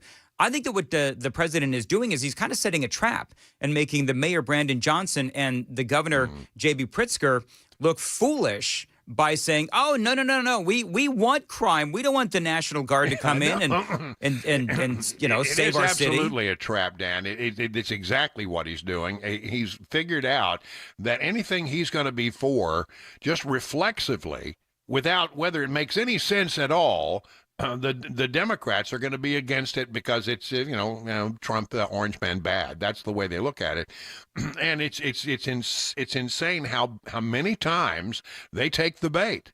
We're going to be for crime, fighting crime and having, the streets be safe. Well, then we're going to have the opposite opinion. That's insane. Why would you ever, as a party, take on the position that you want to be on the side of the criminals? It doesn't make any sense, but that's how crazy the environment is that we're in right now, where anything that Donald Trump wants, no matter whether it makes 1,000% sense or not, they're going to automatically be against it. And that's going to be the road to ruin for the Democrats. He's got them right where he wants them. Yep. It's funny to watch, and that they're not smart enough to see how he's playing them. Well, let them continue to be dumb then. Oh, absolutely. All right, Brian, I've got a couple more things that we want to talk about, including, I guess, Southwest Airlines is now, they've finally done it, right? They've got a policy for fatties, people who are overweight have to buy 2 seats. That's right. All right, we'll talk about that and a whole lot more straight ahead with Brian Wilson, all right, 7:15. Time to check the roads on WTN.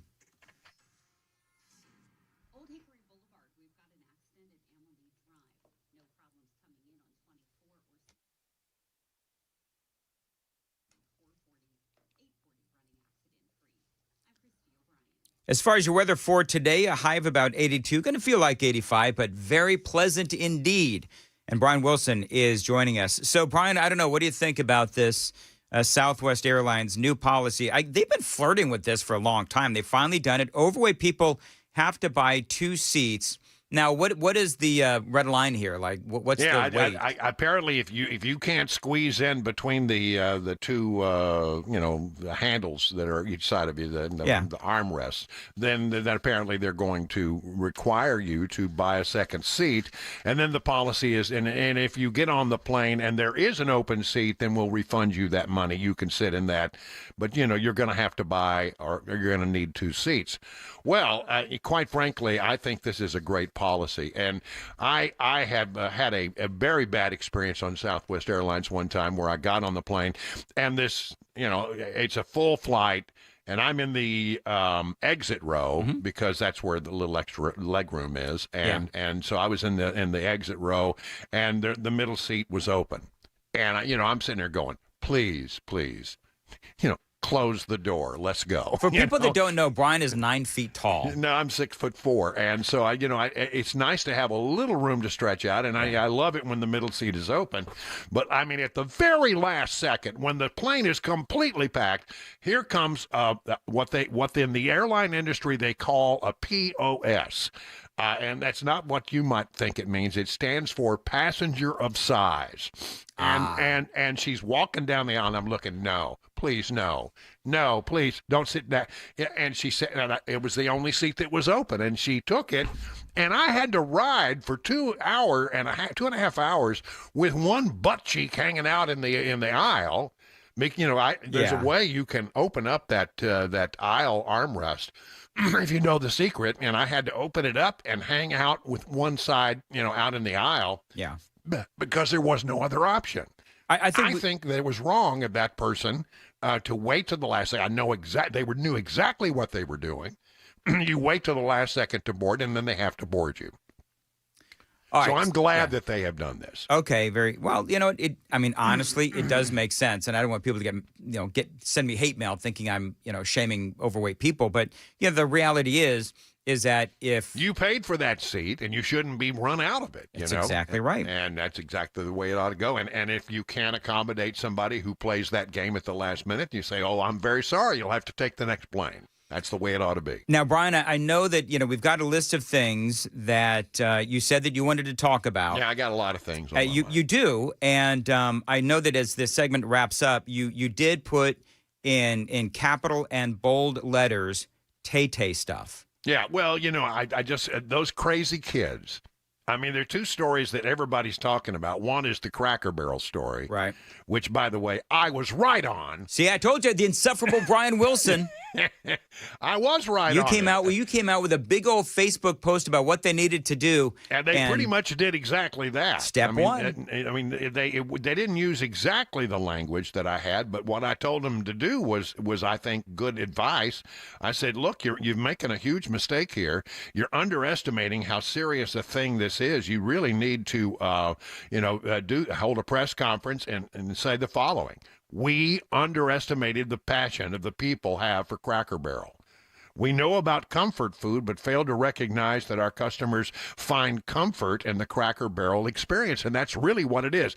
I don't like the stories that say, well, it's just about a logo. It doesn't mean anything. No, it was about a lot more than that. It was about redesigning the whole Cracker Barrel experience, redesigning the logo, and not being sensitive to the fact that people find comfort and value in what you already had. It wasn't broke, and it didn't need to be fixed, and they need to go back, and apparently they have. They say Uncle Herschel is back on the logo, and I couldn't be more happy. And as for Tay-Tay, those crazy kids, who would have thought that, she could find, successful relationships after all the times that she dated somebody, and then, a few weeks later was trashing them in her latest songs. Right.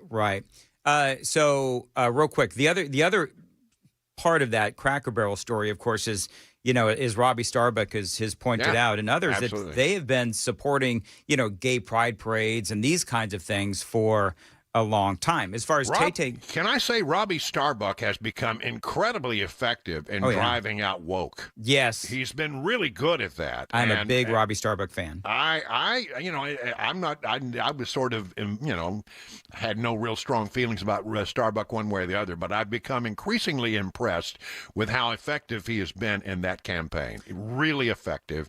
And you're right. The whole Cracker Barrel situation was beginning to be untenable, and when you talk to employees, they will tell you apparently that the woke stuff is deep within that culture of that organization. If they're wise, that will, as many corporations have done, they'll let that go by the wayside. It's kind of interesting, actually, Brian. I got the TV finally is working in here. And I'm so glad. Yeah. Yes, and good so to have a TV, right? Yes, and CNN is on, and it's 7:21. They've done 2 stories already on this hour on Taylor Swift and Travis Kelce. The latest one, though, is actually interesting. Taylor Swift is worth $1.6 billion. Yeah. Travis Kelce is worth $70 million. And so they're talking about a possible prenup between the two. There's gonna be a prenup. Man, that thing's got to be ironclad. Do you know that I could live for probably, the rest of my life on 1 week's salary of Taylor Swift? I know it's insane. And look, give Tay her due. She has found an audience, and she has built a career, and she writes a decent pop song now and then. And I don't believe in all the Tay hate, although I must say I don't agree with her politics even 1%. No, and clearly neither do I. Did you, by the way, just real quickly, because I'm already running late, but did you see, I'm trying to get it up real quick, what the president, Trump was asked about the Taylor Swift announcement that they are getting married? Did you see what the president actually said? I thought he took the high road is basically what I remember. He did. He took the high road, and of course, I think my computer real quick. And yeah, this is what the president said. Listen. To ask you a serious question, but I have to tell you the biggest pop culture Stand by. news of the year broke while we were in this cabinet meeting. Travis Kelce and Taylor Swift are engaged, and the world wants your reaction, sir. Well, I wish him a lot of luck. Yeah, I love that it. was the right. No, I think he's a great player. I think he's a great guy, and I think that she's a terrific person. So I wish them a lot of luck.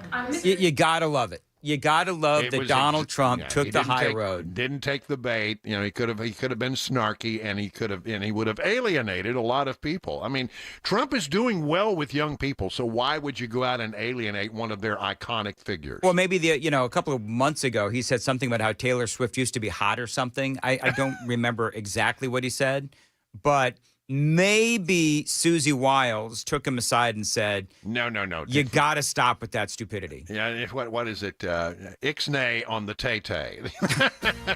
All right, Brian, thank you very much, and we'll talk to you again next week, unless news breaks. And thanks very much to the Wellness Institute of Nashville for sponsoring my appearances here on Wednesday. Absolutely. All right, it is 7:23, and Jay Harper's in the news room. Jay, what's coming up? Yeah, Dan, the president doubling tariffs on one country for buying Russian oil. We'll have that story. And a hit-and-run suspect in Murfreesboro now in custody. We'll have all that coming up at 7:30 on Super Talk 99.7 WTN.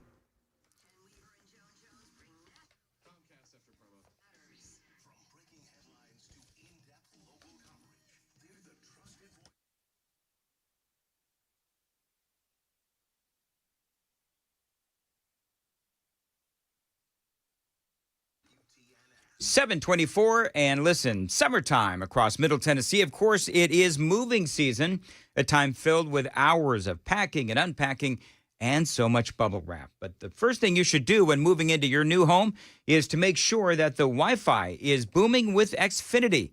It is super quick and, yes, easy to set up as well. And then, boom, you'll have your new home hooked up with the ultimate Wi-Fi experience, faster than the time it takes to parallel park a moving truck. Then you'll be back online with the most reliable Wi-Fi with the best in-class equipment from Xfinity, so you could just kick back, relax, and stream your favorite movies and TV shows while someone else deals with all of those boxes. Because with Xfinity, the only thing you'll have to worry about is remembering where you packed the remote. So make the right and easy move with Xfinity. Learn more at Xfinity.com/move. That is Xfinity.com/move. Restrictions apply, not available in all areas. Most reliable Wi-Fi claim based on Open Signal Awards USA. Fixed Broadband Experience Report, August 2024.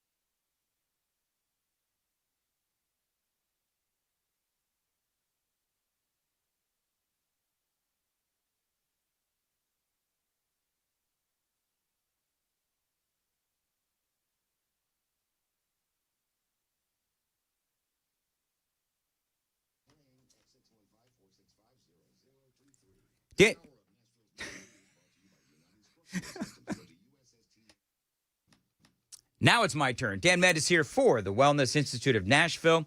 Listen, they have a great special going on right now. $12 is going to get you a comprehensive exam, x-rays if needed, well-explained diagnosis, and your first treatment. You get all of that for $12. Now, you know that I've got quite a history with the Wellness Institute of Nashville. Dr. Kevin Mitchell helped me a lot because when I came to Middle Tennessee, I was riddled with back and neck pain, and they fixed me right up. Now, if you have back and neck pain, sciatica, slipped or bulging spinal discs, herniated discs, spinal stenosis, numbness of the weakness in the arms and legs or fingers and toes, well, the Wellness Institute of Nashville, they can help you like they helped me. Their state-of-the-art non-surgical spinal decompression therapy can help you. No surgery, no spinal injections, and no painkillers. All of this, that first treatment, $12, comprehensive exam, x-rays if needed, well-explained diagnosis, and again, that first treatment. So call them, tell them Dan Med just told you to reach out, 615-246-5009, 615-246-5009. That number one more time, 615-246-5009, painisbad.com.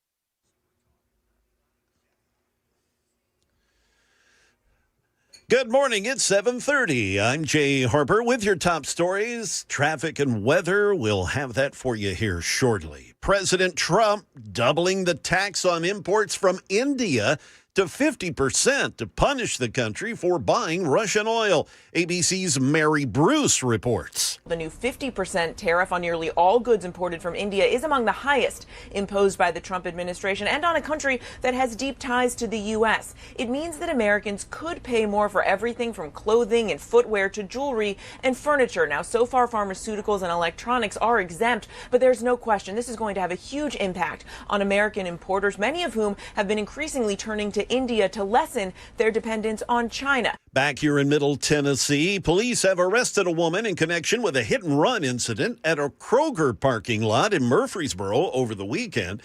Heather Keller, 44 years of age, was taken into custody on Monday night around 8 o'clock for the incident at the Kroger on South Church Street. That's according to Murfreesboro police. The victim, a 55-year-old woman, she's in critical condition. Keller faces several charges, including reckless aggravated assault, driving on a revoked license, felony reckless endangerment, leaving the scene of an accident involving injuries, and a whole host of other charges.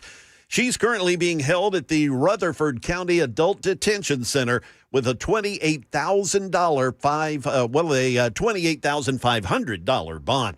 Now let's go ahead and check the stock futures here before the opening bell this morning. The Dow up 36, the S&P up 5.5, and the NASDAQ, it's up 23 3/4. That's the latest news. Traffic and weather are next. I'm Jay Harper, WTN News. Thank you, Jay. 7:32 on Nashville's Morning News on Super Talk 99.7. Synergen X and Low T Center. They've been changing the lives of men across the country for over a decade. And listen, it's not just talk. So what does it do?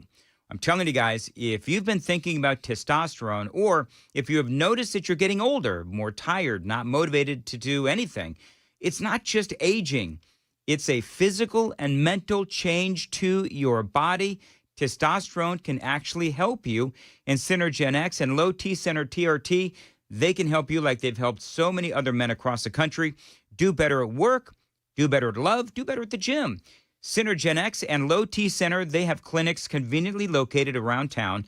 You have the power to choose if you want to be treated at the clinic or if you want to receive at-home treatment. But either way, it all starts with a quick test at the center. So what are you waiting for? Guys, just imagine how much better you will feel when you take back your health, restore your energy, and get on with the rest of your life. Book your appointment now at fixmylowt.com. That's fixmylowt.com. You'll be wishing that you did sooner.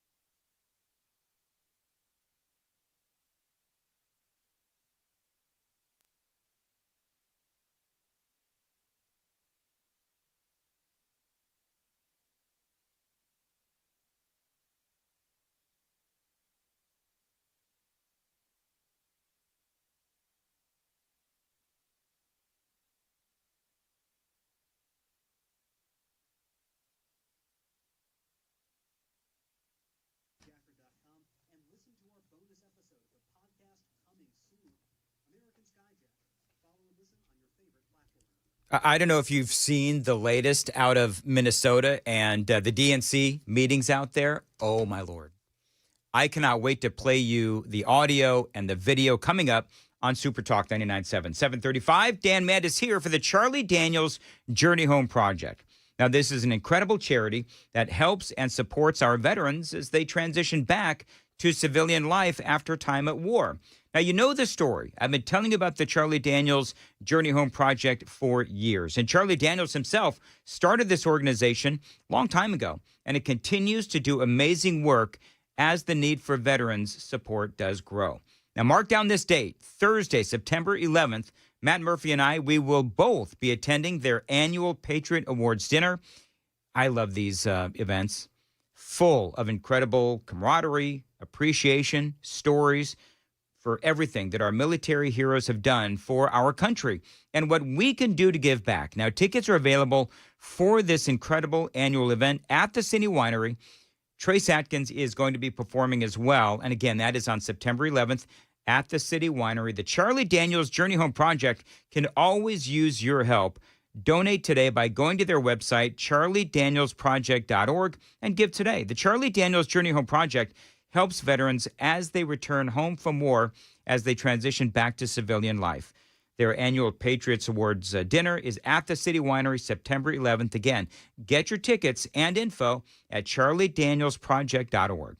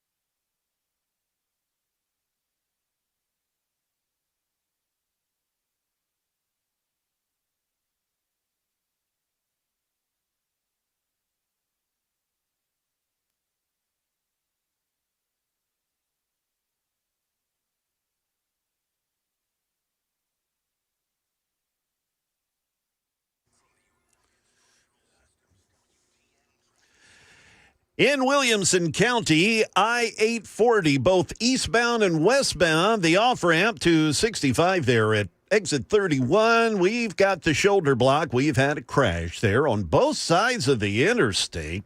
Clarksville Pike, just north of West Hamilton Road, an injury crash. And that's been there for about 10 or 15 minutes or so. Also, we are seeing the volume delays. 24 westbound, it is especially packed all the way back to about the Sam Ridley exit. And we are looking at quite a bit of congestion coming down from the north at the 2465 junction near Trinity Lane. We've got your traffic every 10 minutes every morning on Super Talk 99.7 WTN.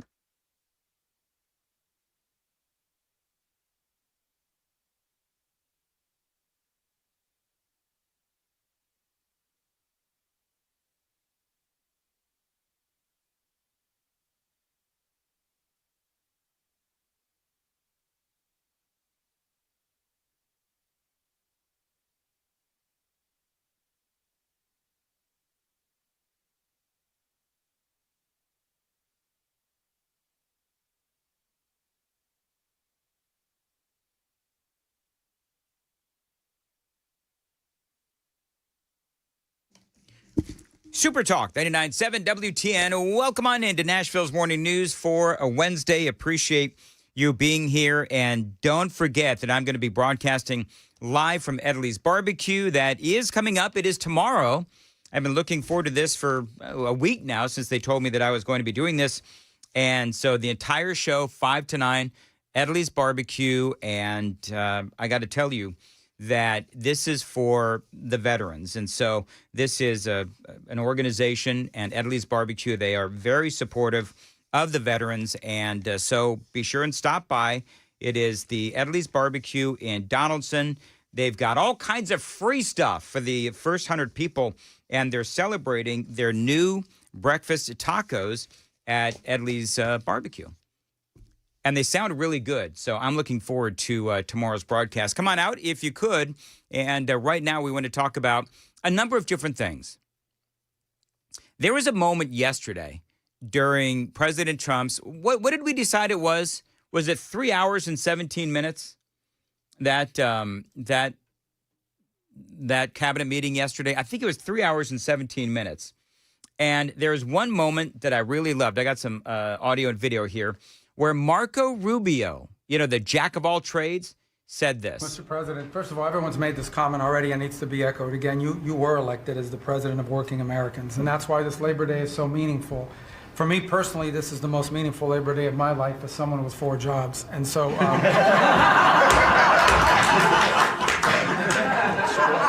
it's true.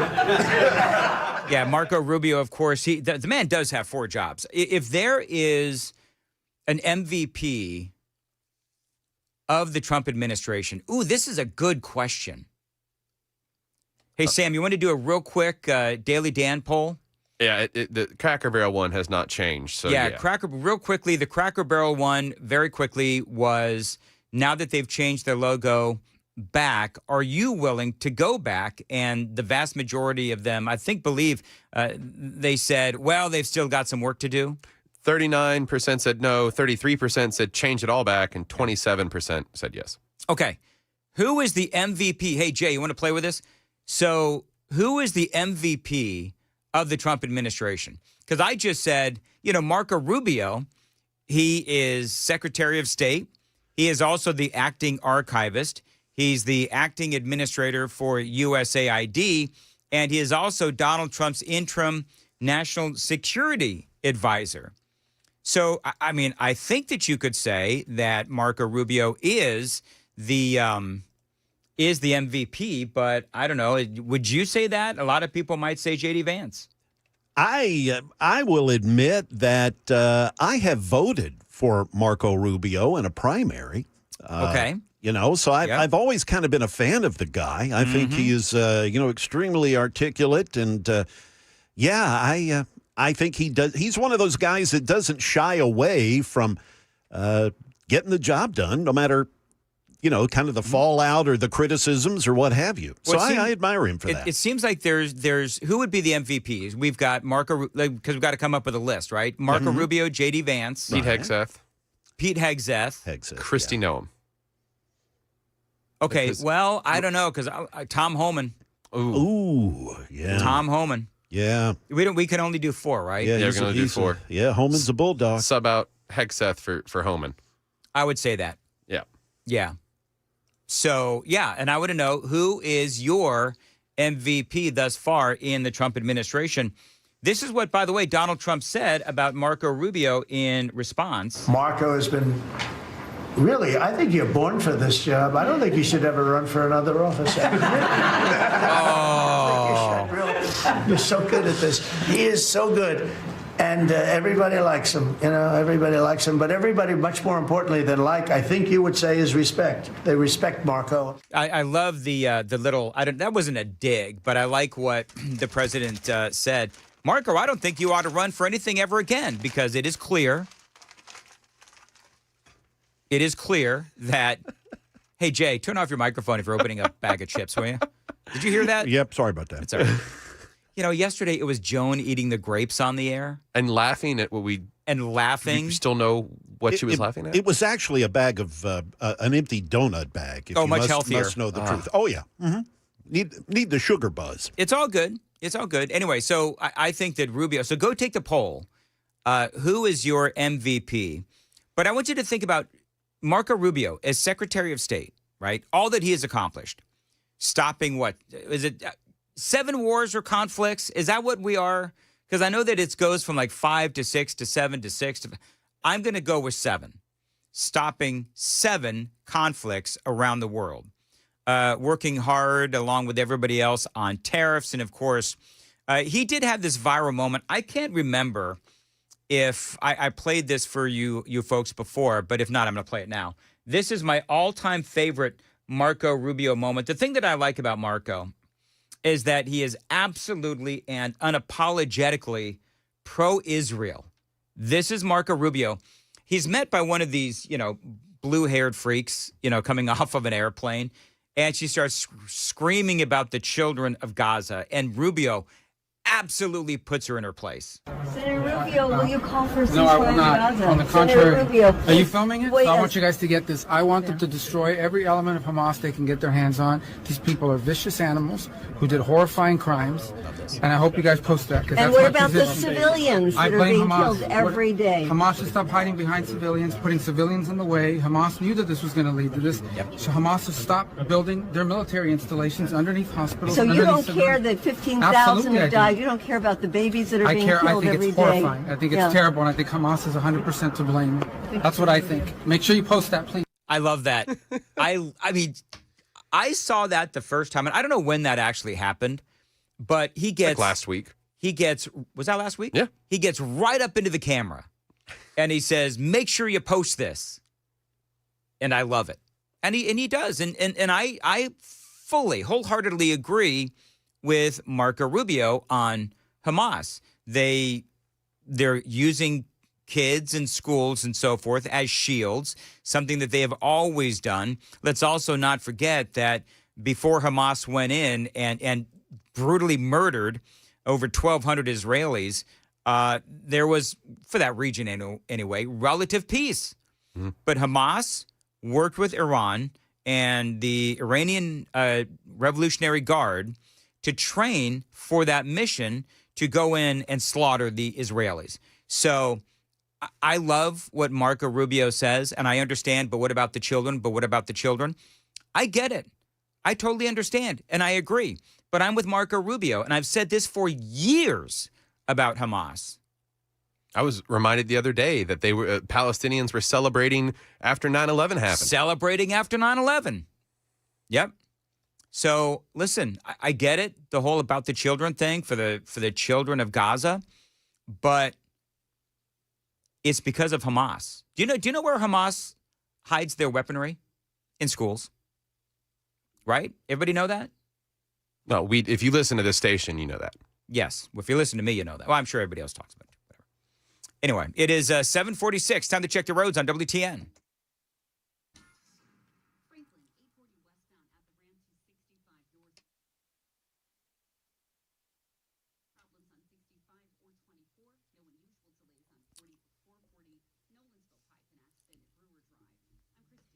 As far as your weather goes, looks like we've got plenty of sunshine today, a high of 82, feeling like 86, and a low tonight of 57. A couple of things real quickly. You know, as far as Hamas goes, the IDF, the Israelis, have just eliminated another senior Hamas commander in an aerial strike. There will be more because, you know, these Hamas people, they're like cockroaches, right? They're always here. There's always another one to take the place of a slaughtered Hamas commander. And by the way, the only good Hamas commander is a slaughtered Hamas commander. It is 7:47 on Super Talk 99.7. So they just had the DNC meetings in Minneapolis, and the Democratic Party. This is crazy because they can't even figure out how to clarify their position on the war between Hamas and Israel. Isn't that nuts? So Hamas invades Israel. They hold a bunch of hostages. They kill a bunch of hostages.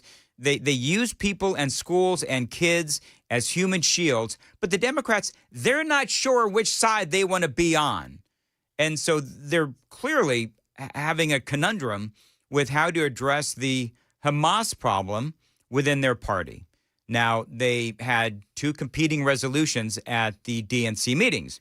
One by the progressive wing that called for an arms embargo and the suspension of military aid to Israel. So, of course, the progressives, they want to do whatever they can to disarm and weaken Israel. And, of course, what that does is that leaves them open for more attacks by Hamas and, the like. The other one, championed by the moderates within the DNC, if there is such a thing, and the chair, Ken Martin, offered more context, they say, from the Israeli side. That was an immediate ceasefire, unconditional release of all hostages, unrestricted delivery of humanitarian assistance to civilians, and, of course, their two-state solution. But here's the crazy thing. Do you know that they walked out? They couldn't even come to an agreement on, in my opinion, something as simple as that. Now, I don't know why I should be shocked, because I'm not, because this is the Democrat Party, and they don't know their butt from, hole in the wall, but whatever. Speaking of which, speaking of butts, did you hear Tim Walz? Oh, yeah. Now, you probably heard this yesterday.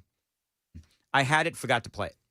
Tim Walz going crazy, because remember, they have nothing if they're not talking about Donald Trump.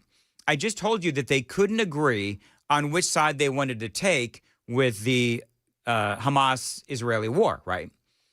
So the only thing that they really can't agree on, they've got to go back to, their idea archives and start taking out Donald Trump. Think of how easy it would be to be a damn Republican. Oh, what should I wear today? This stupid freaking red hat. What should I say today? I don't know. Just make sure it's cruel. Who do we listen to? That guy. Oh, the felon in the White House? Yeah, listen to him and that will be fine. Shut up. I'm friends with school shooters, and I'm Tim Walz. Now he's talking about burning flags. He's going to have flag burning or whatever. Because he knows there's a hell of a lot of flags with his picture on it that are going to get burned. Does Donald Trump have his picture on flags? No. What is he talking about? I mean, people may have created their own Trump flag, but I know for a fact he would never commission something like that. Has Trump ever put his face on a flag? That would be a no, Tim Walz. Going to have flag burning or whatever. Because he knows there's a hell of a lot of flags with his picture on it that are going to get burned. There's a whole lot of that kind of crap that people are sick of. And I have to tell you. You're right, Tim Walz. People are sick of the flag burning, which is done on your side, actually. We can have our internal decision-making, our internal healthy debates, but I refuse to believe we do not have the luxury to fight amongst ourselves while that thing sits in the White House. Well, that thing sits in the White House. That's Tim Walz. There you go. What? Is he trying to refer to him as Clayface or the Blob or something? This is Clayface and a blob? Like the thing, the villains that have no form. That's what he's trying to. It's pretty clear with Tim Walz and obviously the Democrats, but that their TDS, it really does run deep. But I think it's almost unfair to say that it's TDS, because the reality is that it's the only thing that they can agree on. It's interesting. The Democrats, they basically agree on nothing except their hatred for Donald Trump. With the Republicans, I mean, yes, I will admit I very much disagree with President Trump on the 600,000 Chinese students. I went over that yesterday. There's some other things that I disagree with on Donald Trump, but by and large, there's a lot of things, most things, Republicans agree with President Trump on. The exact opposite of the Democrats. The privilege of my lifetime was stand beside someone we know was the most qualified and would have been a fantastic president in a President Harris. Oh, please. And I think they'd been drinking at this point, probably. Look, we wouldn't wake up every day to a bunch of on TV and a bunch of nonsense, not a man-child crying about whatever's wrong with him. May his fat ankles find something today. Petty as I've become friends with school shooters. There you go. You know, I wonder if he mentioned that in his big speech over there at the meetings in Minnesota. I couldn't resist. It's just hilarious. This is coming from the guy that put tampons in the boys' bathrooms. Come on, man. I'll tell you what. I know. But that, you know what? Again, well, you know what? I apologize. Maybe that is the other thing that they agree on, is that it's okay, and it makes all the sense in the world to put tampons in boys' bathrooms. Congratulations, Democrats. You're well on your way. 7:54, and Jay Harper is in for Joan, and Jay's got the news at 8. Jay. Yes, Dan, the Federal Reserve defying the president. We'll have that story. An artificial intelligence innovator, they're being sued in the suicide death of a teenager and a brazen and bizarre robbery on I-24 here in town. We'll have that for you at 8 o'clock on Super Talk 99.7 WTN.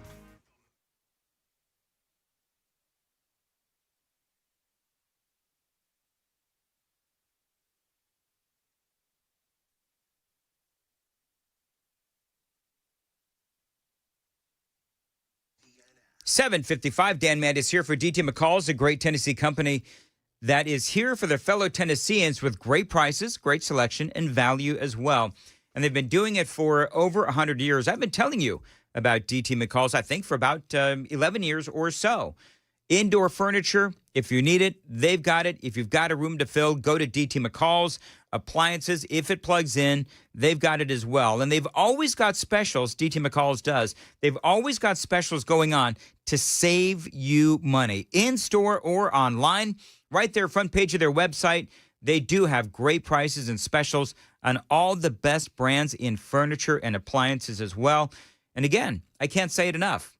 They've been at it for over 100 years with a focus on customer service, and you're not around that long without doing a lot right, and that is my friends at DT McCall's. And by the way, if you buy it, they are going to deliver it for free and haul away the old stuff. You got 5 locations across Middle Tennessee: Carthage, Cookeville, Lebanon, Lafayette, and Franklin.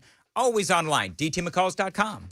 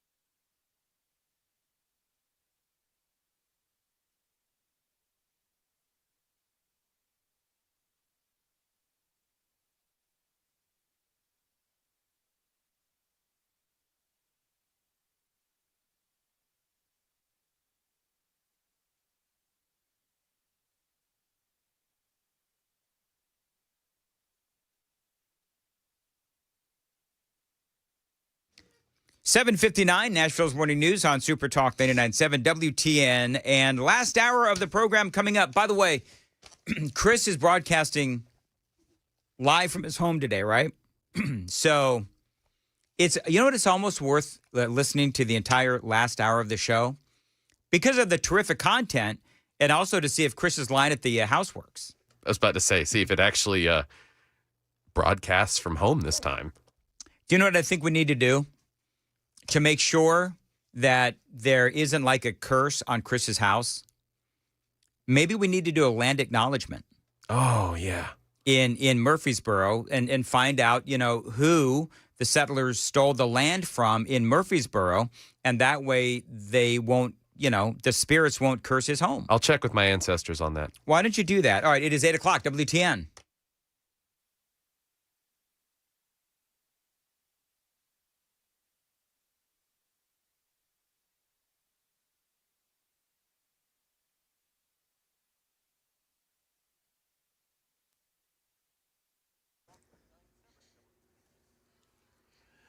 Good morning. It's 8 a.m. I'm Jay Harper. I've got your top stories. I've also got a weather forecast and a traffic report coming up. The Federal Reserve releasing a statement yesterday asserting its independence, though they have not said whether board member Lisa Cook is still working at the agency. President Trump is trying to fire her for cause, alleging that she committed mortgage fraud. She, of course, denies any wrongdoing. Here's ABC's Mary Bruce. President Trump is insisting he has the right to fire Lisa Cook, one of the Federal Reserve's 7 board members, doubling down on his accusation that she's committed mortgage fraud. She seems to have had an infraction, and she can't have an infraction. Cook has not been charged with any crime, and President Trump himself was convicted of falsifying business records. Cook's lawyer now calling the president's move an illegal action and vowing to sue. We now move out west, where the parents of a California teen who died by suicide are suing the company behind ChatGPT. In a first of its kind case, the family claims the chatbot helped a 16-year-old take his own life. Here's ABC's Rhiannon Ally with more. Maria Rain claiming after the death of her son Adam back in April, the family found months of his conversations with ChatGPT. They claim the chatbot went from helping Adam with homework to eventually becoming a suicide coach, according to the lawsuit. In response, OpenAI says it is deeply saddened by Adam's death and has safeguards in place. Back here in Middle Tennessee, Laverne police, they're searching for 2 suspects they say robbed a man at gunpoint on I-24 yesterday morning. The incident happened between 10:45 and 11 a.m., and they're saying it happened between Sam Ridley Parkway and Waldron Road. Police said the suspects, driving a black Toyota sedan with a black license plate, they brake-checked the victim and then threw eggs on his windshield. They said when the victim pulled over because he couldn't see through all of the goo, the suspects also stopped and jumped out of their car and robbed the man at gunpoint. According to police, the suspects were described as 2 black men wearing masks and gloves and armed with pistols. Police are asking anybody that may have been in that area yesterday and maybe have some dash cam footage. They would ask that you please call Laverne Police, 615-287-8667. Quickly now, let's get to the market numbers report brought to you by BeaconCapitalManagement.com. Let's go ahead and look at the stock futures. They are all down now. The Dow down 6, the S&P down 2, and the NASDAQ down 13 3/4. That's the latest news. Traffic and weather are next. I'm Jay Harper, WTN News.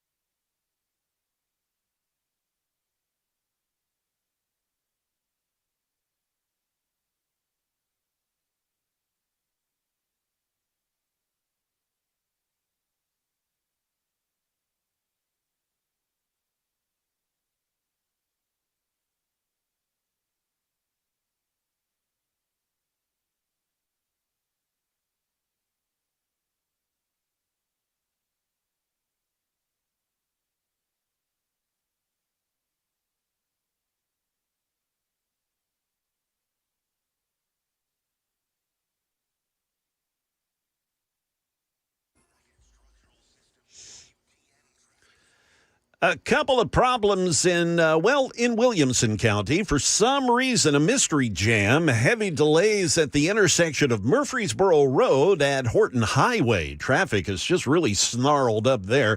Also, we have a wreck 440 westbound, the on-ramp from Nolensville Pike at exit 6. It's partially blocked due to that crash. 65 southbound, just past Dickerson Pike at exit 90A, a wreck reported there. And we've got quite a bit of congestion. Vietnam Veterans Boulevard, this is eastbound, however, between Indian Lake and Saundersville Road. So be aware of that situation. Traffic every 10 minutes, every morning, right here on Super Talk 99.7 WTN.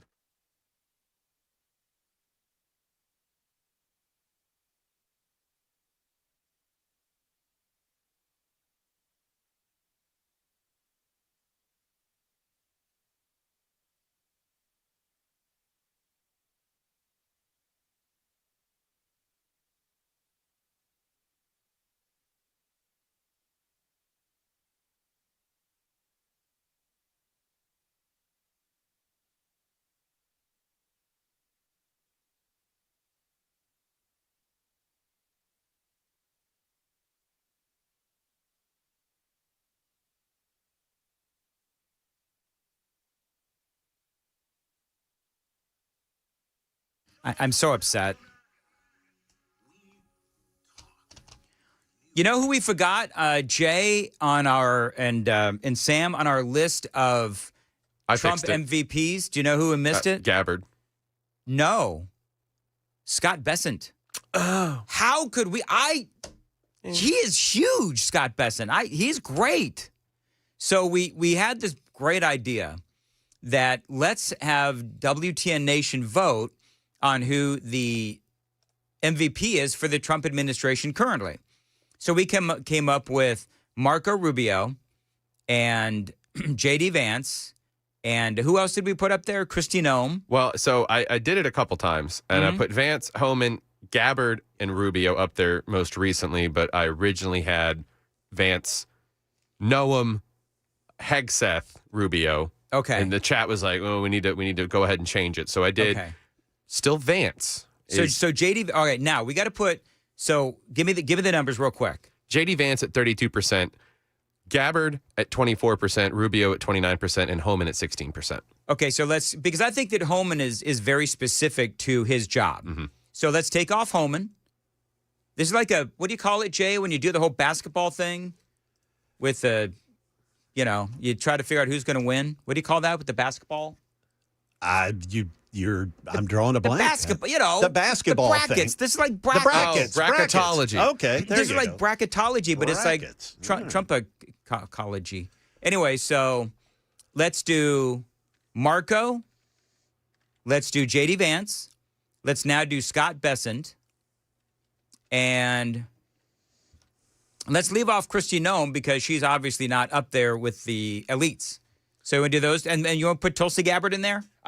She's my pick, so yeah. Okay, well, obviously then we're going to do what you want, Sam. Dan, I wouldn't necessarily put her in the MVP voting, but what about Melania? She is certainly a lot more visible this go-round, and I think perhaps it's because the son is off at college. She's not worried about protecting him now. Yeah, she has been. There have been a lot of articles actually written about how she has been very supportive of Donald Trump, and she has been a lot more visible out there. And I love how Melania has been standing up to the people that have been saying god-awful things about her.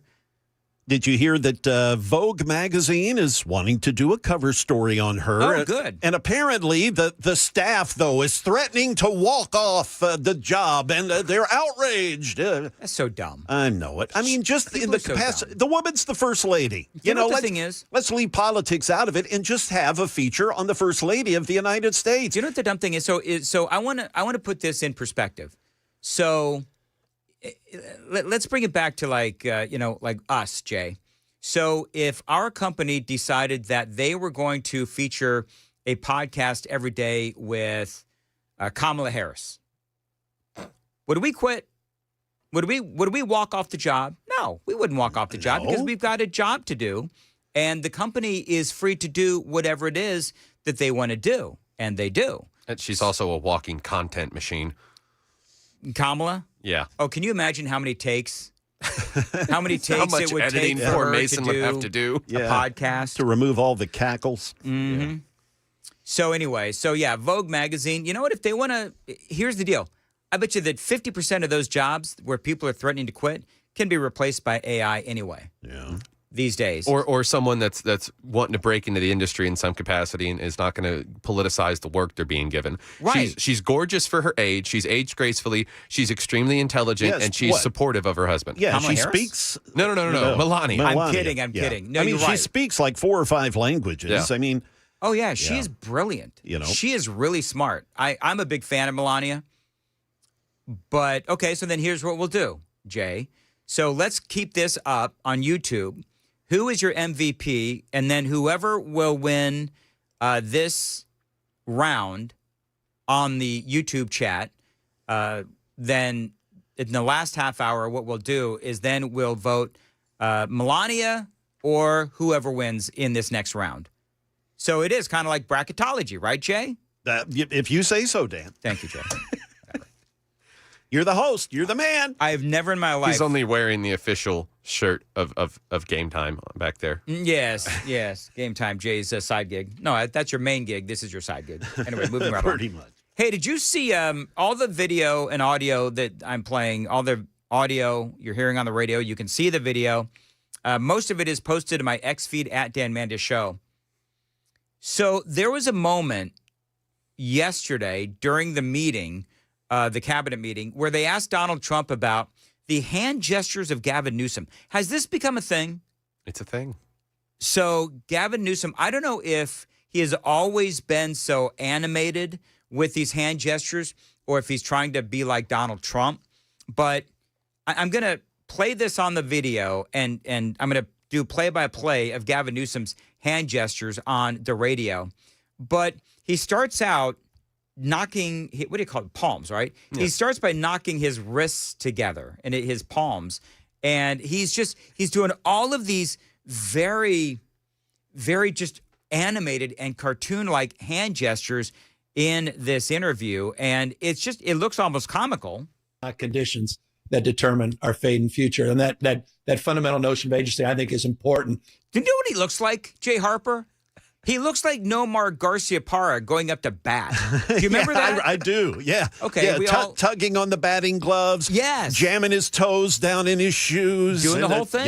Yeah. That's what Gavin Newsom looks like when he is giving all of these hand gestures. More broadly, and I think that goes to some of the issues around, victimization. And I see a lot of that, respectively, on the right, increasingly, even with Trump often approaching things from that sort of mindset. Yeah, so his hands are just all over the place. And I don't know, Sam and I were talking off the air because I said, well, what is he trying to make fun of Trump? Because, Trump does a lot of hand gestures as well. Plays that accordion.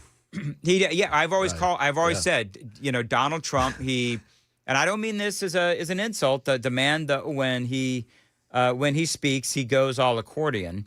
So, and he looks like he's playing an accordion. So they asked Donald Trump if he had seen Gavin Newsom's hand gestures, and he answered the question. I'm going to play that for you coming up after traffic. It is 8:15. Time to check the roads on WTN.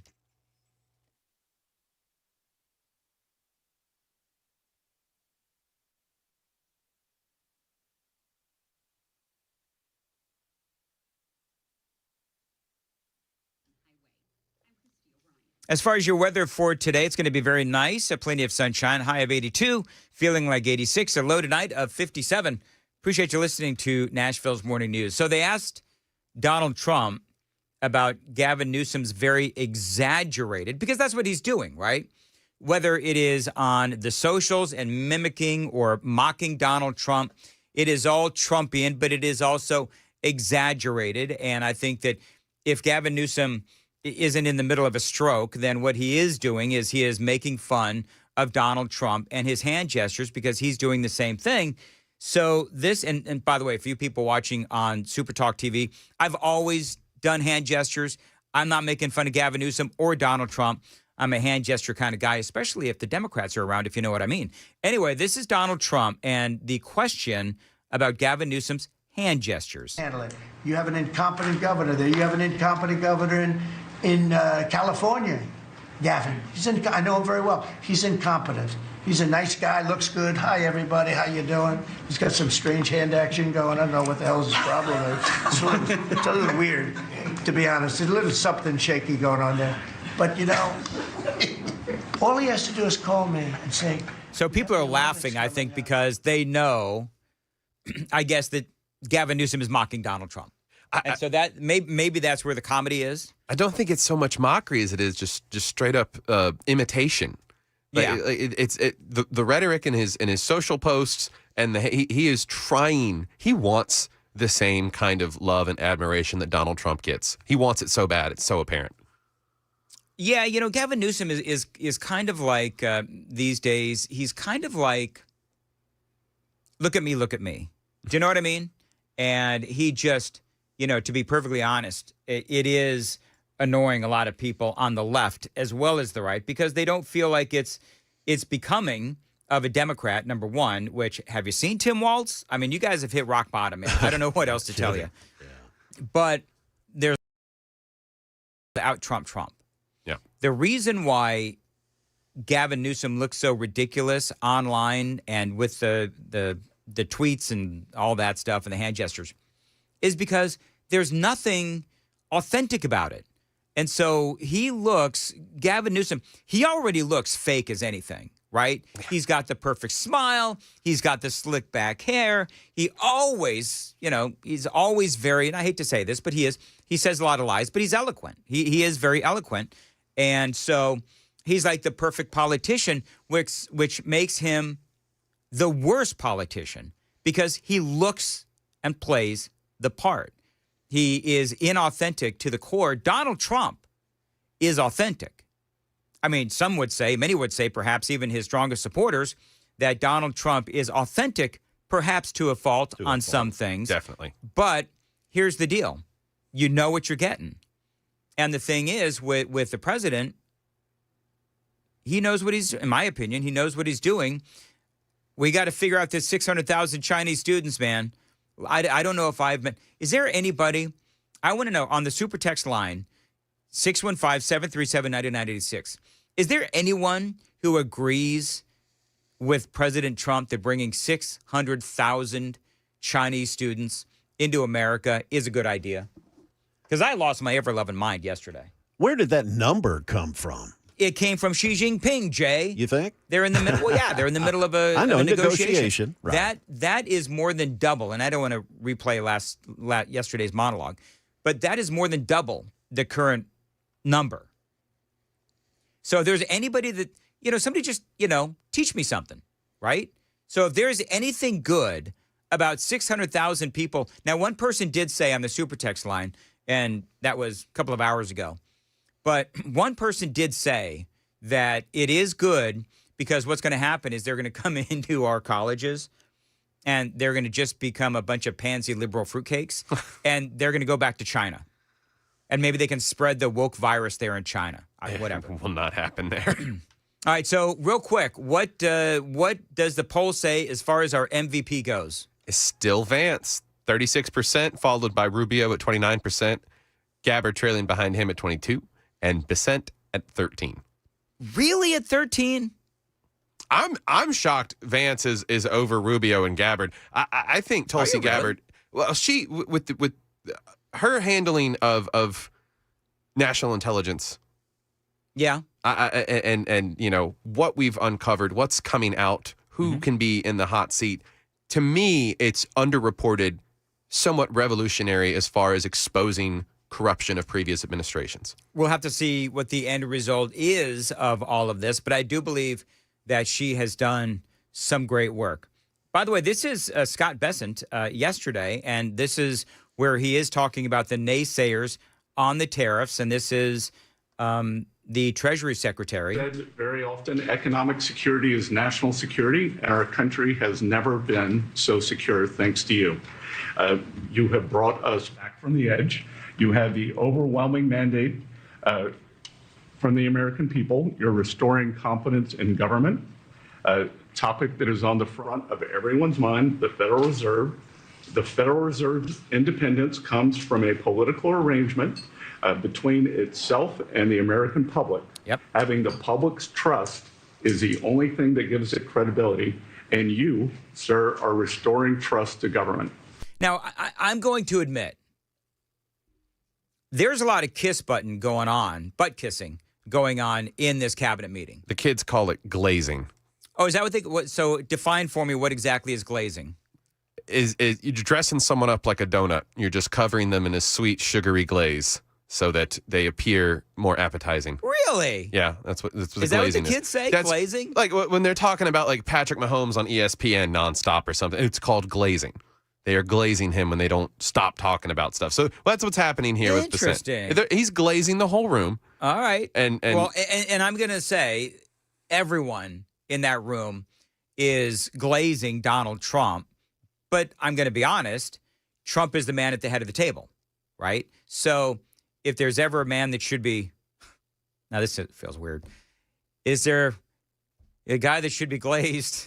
It's Donald Trump. You are weeding out the waste, fraud, and abuse, and the old ways of doing things are not good enough. We are seeing a blue-collar boom. In the first 7 months of your administration, real blue-collar wages have taken off. And the only other time that they've done this in the past 70 years was in your previous term. Your efforts on tax, trade, and deregulation have boosted paychecks for American workers while slowing the pace of inflation and lowering the cost of energy. I think Scott Bessent, number one, he does a great job of glazing the president. But he's also, in my opinion, doing a great job on the tariffs. Again, and I'm going to say this for a long time, we don't know ultimately what the result of these tariffs are going to be. We've only been doing it, and we don't even have all the deals done.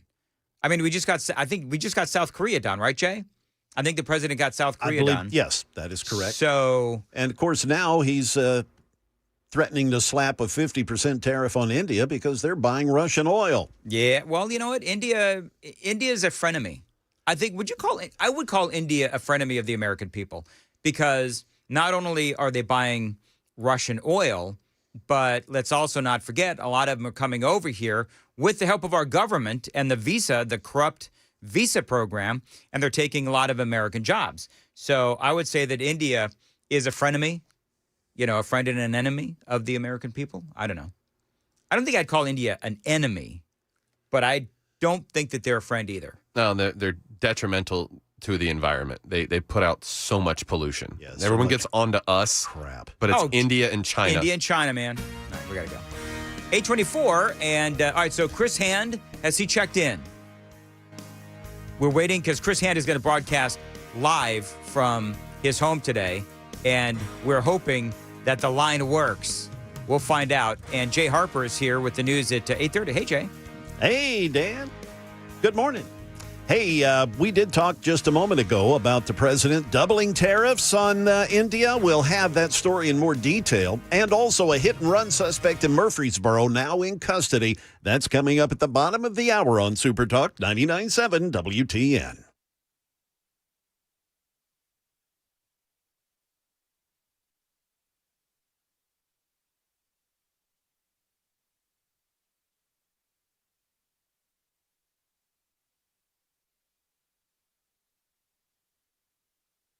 Dan Mendes here for the Wellness Institute of Nashville. Appreciate you listening to Nashville's Morning News. We also appreciate the Wellness Institute of Nashville.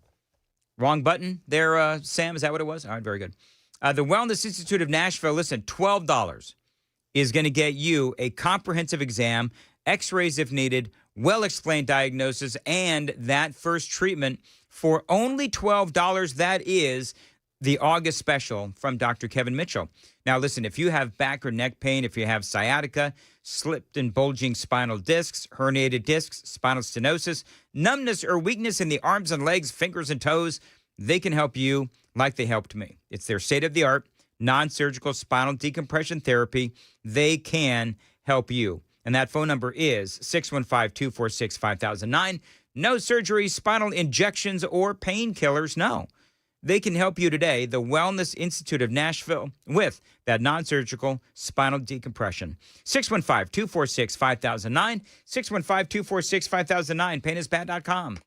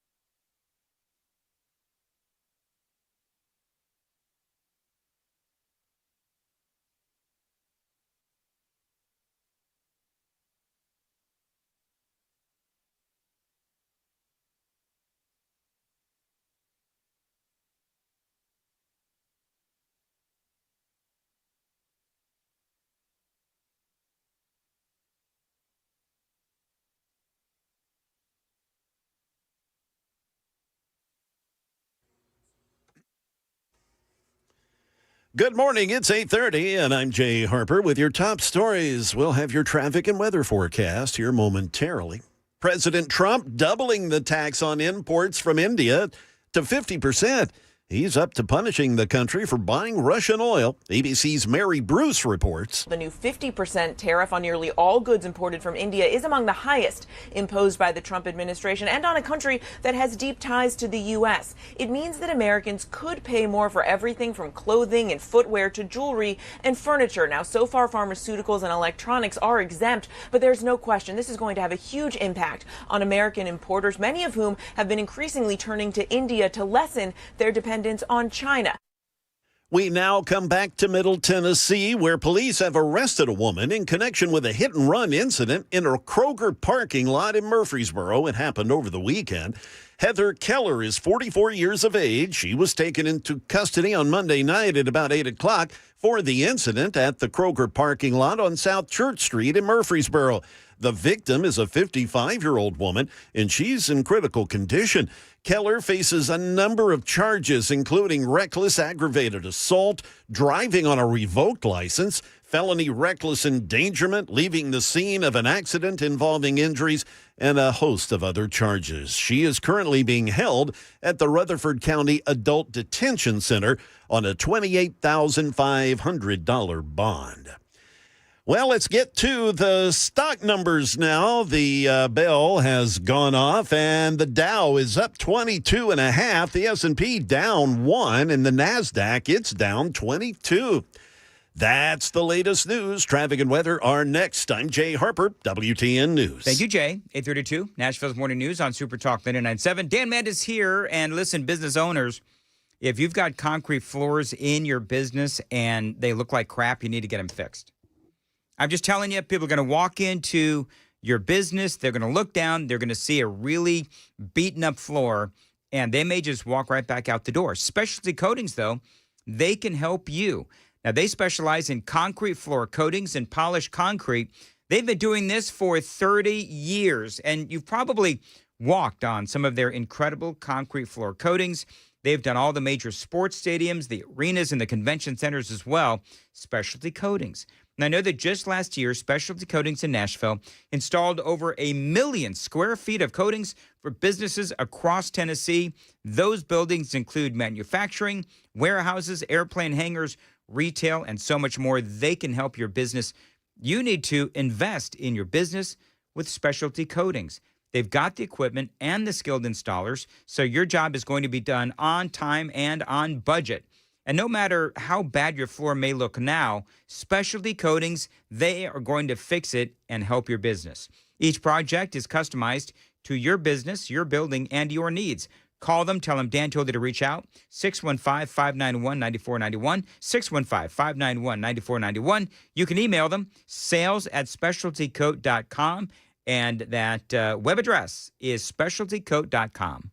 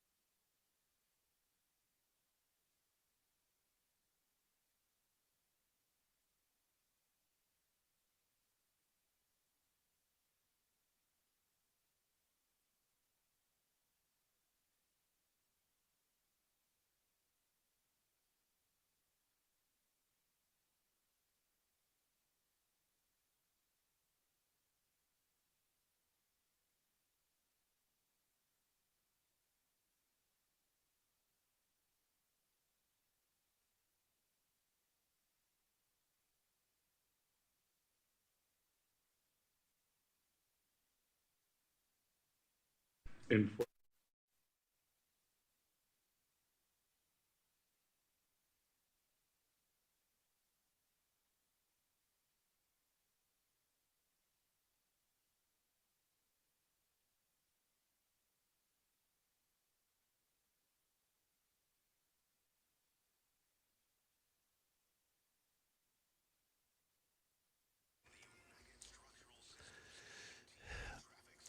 In Wilson County, I-40 eastbound, so this is outbound, but still causing some problems. At exit 226, a stalled vehicle is blocking the right two lanes there. 65 northbound at Wedgwood Avenue, we have a crash near Belmont. And the on-ramp from Nolensville Pike onto I-440 westbound, it is partially blocked. We've got a crash in that location. We've got your traffic every 10 minutes, every morning on Super Talk 99.7 WTN.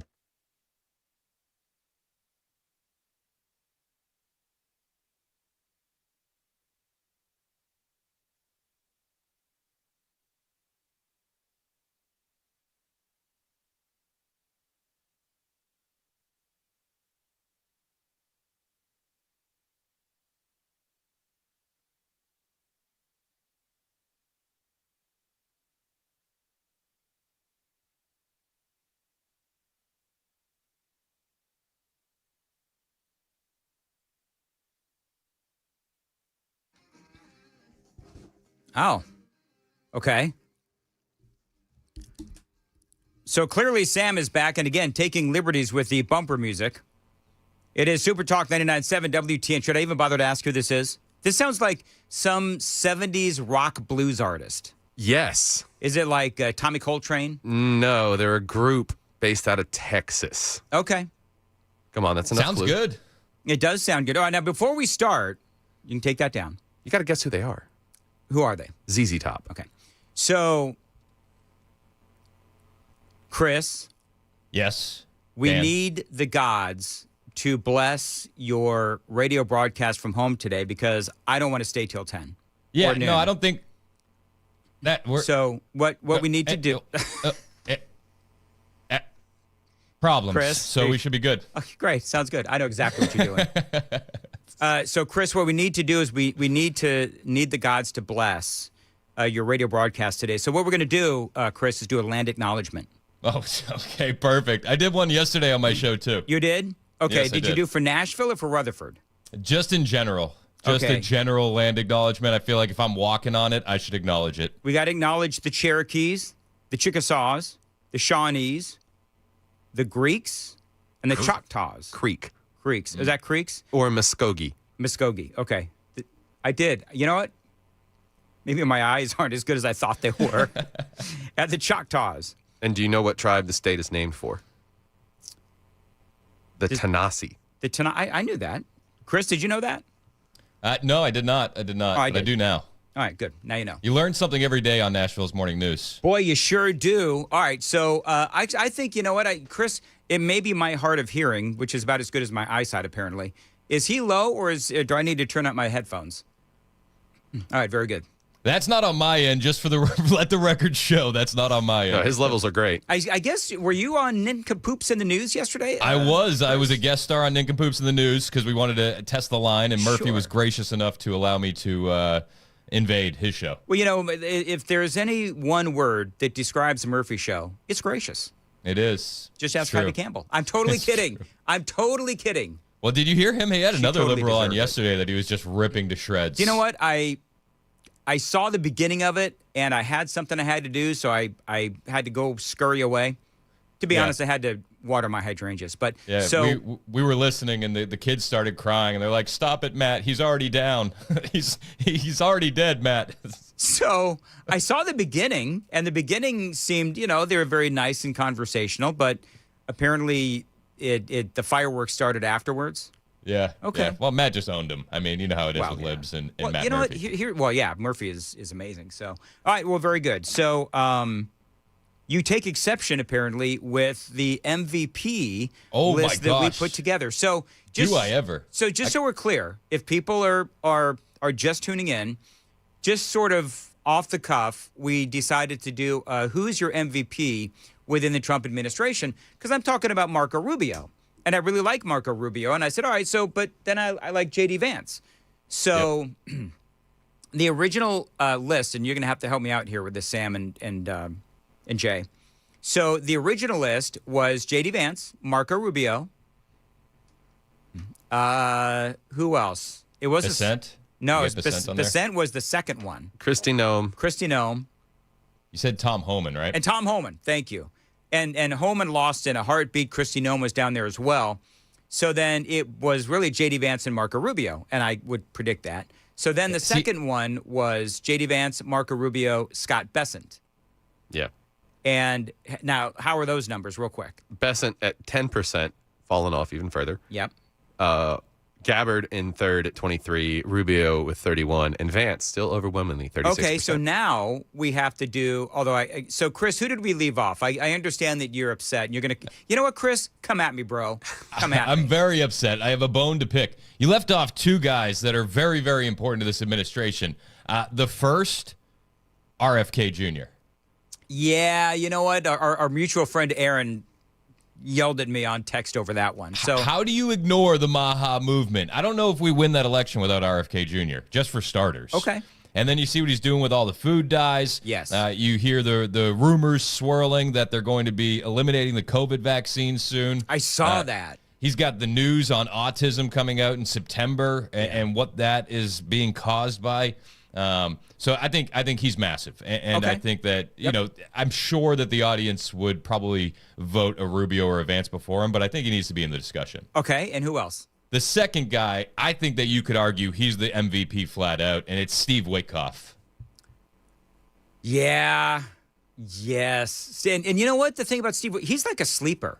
Yep. You know what I mean? Like he's not some now. Stephen Miller, you got him too. Yeah, Miller's a beast. And Caroline Levitt. Stephen Miller's only 40 years old. Isn't that crazy? He's 40? He just turned 40. Wow. Okay. He's going to be around for a long time. But Steve Witkoff, 7 resolutions to 7 conflicts. He's going to be expanding the Abraham Accords. How could he not be in the conversation? Well, first of all, we don't know if he's going to be expanding those Abraham Accords just yet, but I think that he probably will. He said yesterday that they're working on it and they should have some announcements soon. Okay, fingers crossed. So now we got to put Melania in there because somebody said Melania. I don't know who it was or how that came up. So let's do Vance, Rubio. We only have 4 slots. Chris. So we got Melania. Jay was acknowledging that Melania could have been in contention if other people hadn't done such a good job. Okay, so Melania. So do we put Melania in there, Chris? And if so, then who do we take out? I wouldn't put Melania in there. She's You awesome, wouldn't? and I can't wait to see the Christmas decorations, but I don't think that she's the MVP by any stretch of the imagination. All right, so Chris is sexist. I'm totally kidding, Chris. I'm totally kidding. All right, Tell you what, if she was making sandwiches for the cabinet meeting yesterday, we could have a discussion. Wow. All right, so let's do, because we only got like 5 minutes. So let's do Vance, Rubio, Bessent. No. Vance, Rubio, RFK and Witkoff. And Witkoff. All right, do that right now. You know what? I'm still going to say, man, I don't know. I'm still between Rubio and Vance. But Yeah, I mean, I think that that's who's gonna win. You make a strong case for RFK. But I think an MVP is an all-around player. Yeah. And Marco Rubio and J.D. Vance both, they're all around. They touch a bunch of different departments, and they're great spokespeople for the administration as well. Did you know Rubio was as funny as he is? I did not. I had I no did not. idea. Did you hear what he said about college football yesterday? No, what did he say? Listen to this. And then on a point of personal privilege, I wasn't even going to raise it. I haven't even talked to you about this. It's a little controversial, but I think I need to bring it up at this time of year. This thing about people getting married on Saturdays during college football season is a scourge, Mr. President. It's dividing families. And I don't know if we can have an executive order on this. I'm just saying, but it's really difficult. There's 7 other months of the year that people could get married, so I just wanted to say that. Because I had no idea that he had a man. funny bone. See, that's funny. And that's awesome. And yeah, because he is such a serious, stoic kind of guy. Yep. And I've never. Well, he had that other joke. I played it earlier. I'm sure you've got it. And you've got it in your open, where he talked about how Labor Day he can really relate to it because he's got 4 jobs. Yep. I played it twice. I'm seeing that just in. Trump accusing George Soros of backing violent protests without evidence. Oh, without evidence. Yes, without evidence. The without evidence is back. Shell companies aren't evidence, apparently. I thought it was like we all knew that George Soros was doing all this. I thought it was a matter of public record that George Soros is the brick fairy in big cities. The brick fairy. Yeah. Yeah. If you do all the things right and you're a good member of Antifa, the brick fairy will come by your city and leave pallets of bricks on the corners whenever you're protesting. Yeah, I mean, I don't know. I mean, maybe the president knows something more that we don't. But I mean, Soros, his connection to all of these NGOs, and the NGOs turn around and these charitable organizations, they are the ones that are getting the money from Soros, and they're the ones that do a lot of the street fighting, if you will, and the protesting and all that kind of stuff. I mean, he's got to, if Trump wants to start naming names and bank accounts and all that, he should. Yep. If he's going to go public with it. But, I mean, I just think it's a matter of fact. I mean, I'm here for it. And it does seem like in his Truth Social post that he's pointing back towards the summer of love, because he says, this is the post. George Soros and his wonderful radical left son should be charged with RICO because of their support of violent protests and much more all throughout the United States of America. We're not going to allow these lunatics to rip apart America anymore, never giving it so much as a chance to, all caps and in quotations, breathe, which I think is a wink and a nod towards George Floyd. Soros and his group of psychopaths have caused great damage to our country. That includes his crazy West Coast friends. Be careful. We're watching you. Thank you for your attention to this matter. Well, look, this is the headline from the New York Post, October 28th of 2023. Groups behind Israel-bashing protests backing Hamas got $15 million from George Soros. Yeah. I mean, Shenanigans! Shenanigans! It's shenanigans. Did you do that, Sam? Maybe. Let's not do that again. I thought Chris was sucking helium. And by the way, Chris' hand on helium, his voice is still deeper than mine. Fact check true. So anyway, I mean, as far as George Soros goes, I mean...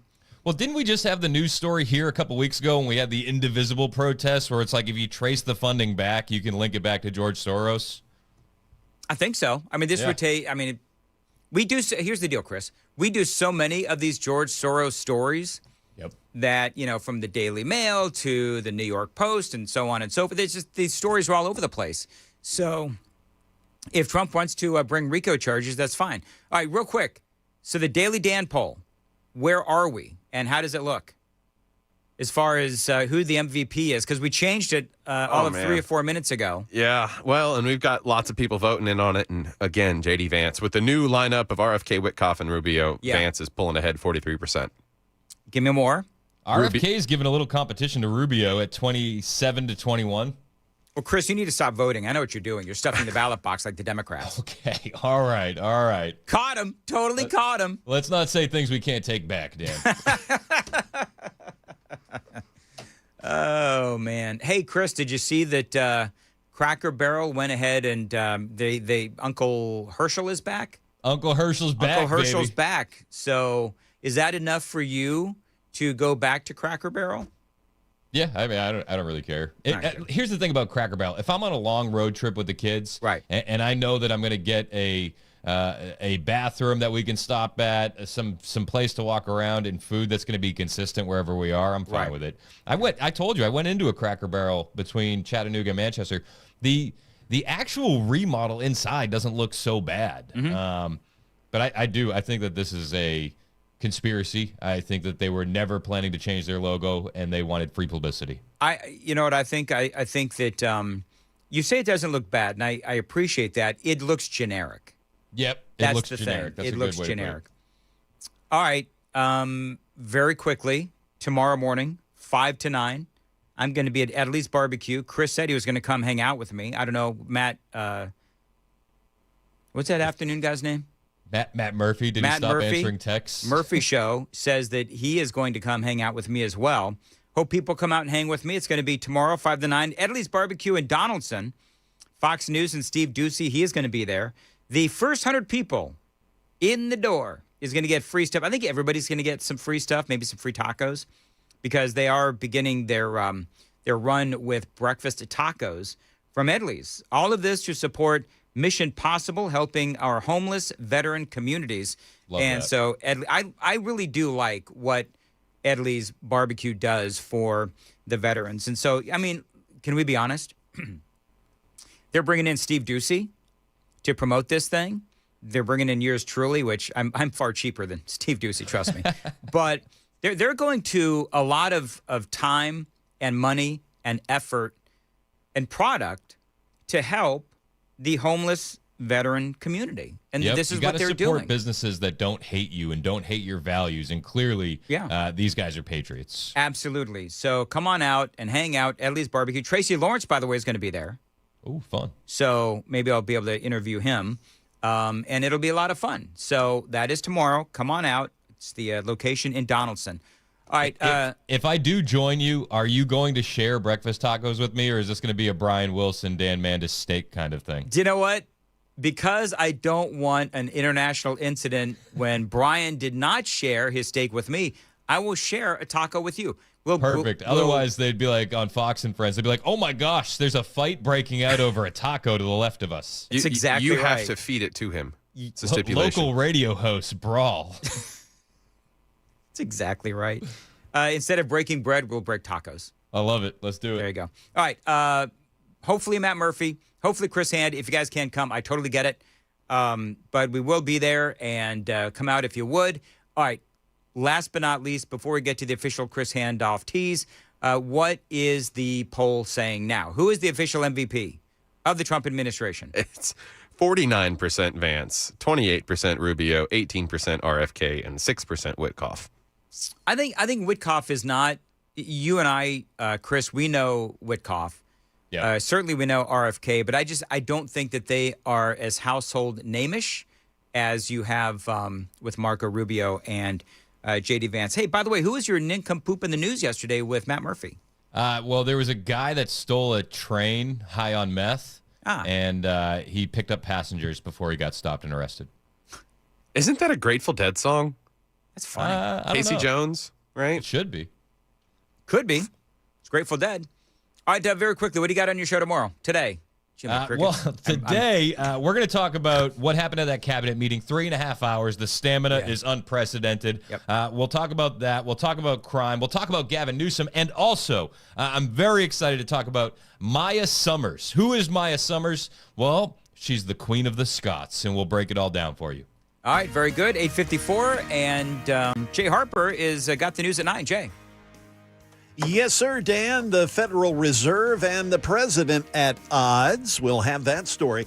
And one of the nation's largest grocers is announcing some layoffs. We'll have those stories at the top of the hour on Super Talk 99.7 WTN. Mark Spain Real Estate. Dan Mandis here, and this is a great real estate company. Avoid the stress of listing your home on the market and sell your home fast for all cash with a guaranteed offer from Mark Spain Real Estate. I always recommend Mark Spain to my friends here in Nashville because I know that they are going to sell your home hassle-free and a strong all-cash offer. As a matter of fact, Mark Spain Real Estate sells more than 38 homes a day, making them the most experienced real estate team in America. You can trust them to sell your home hassle-free with the strongest cash offer in the industry. And they are the #1 most reviewed real estate company in America. They've got over 13,000 five-star reviews.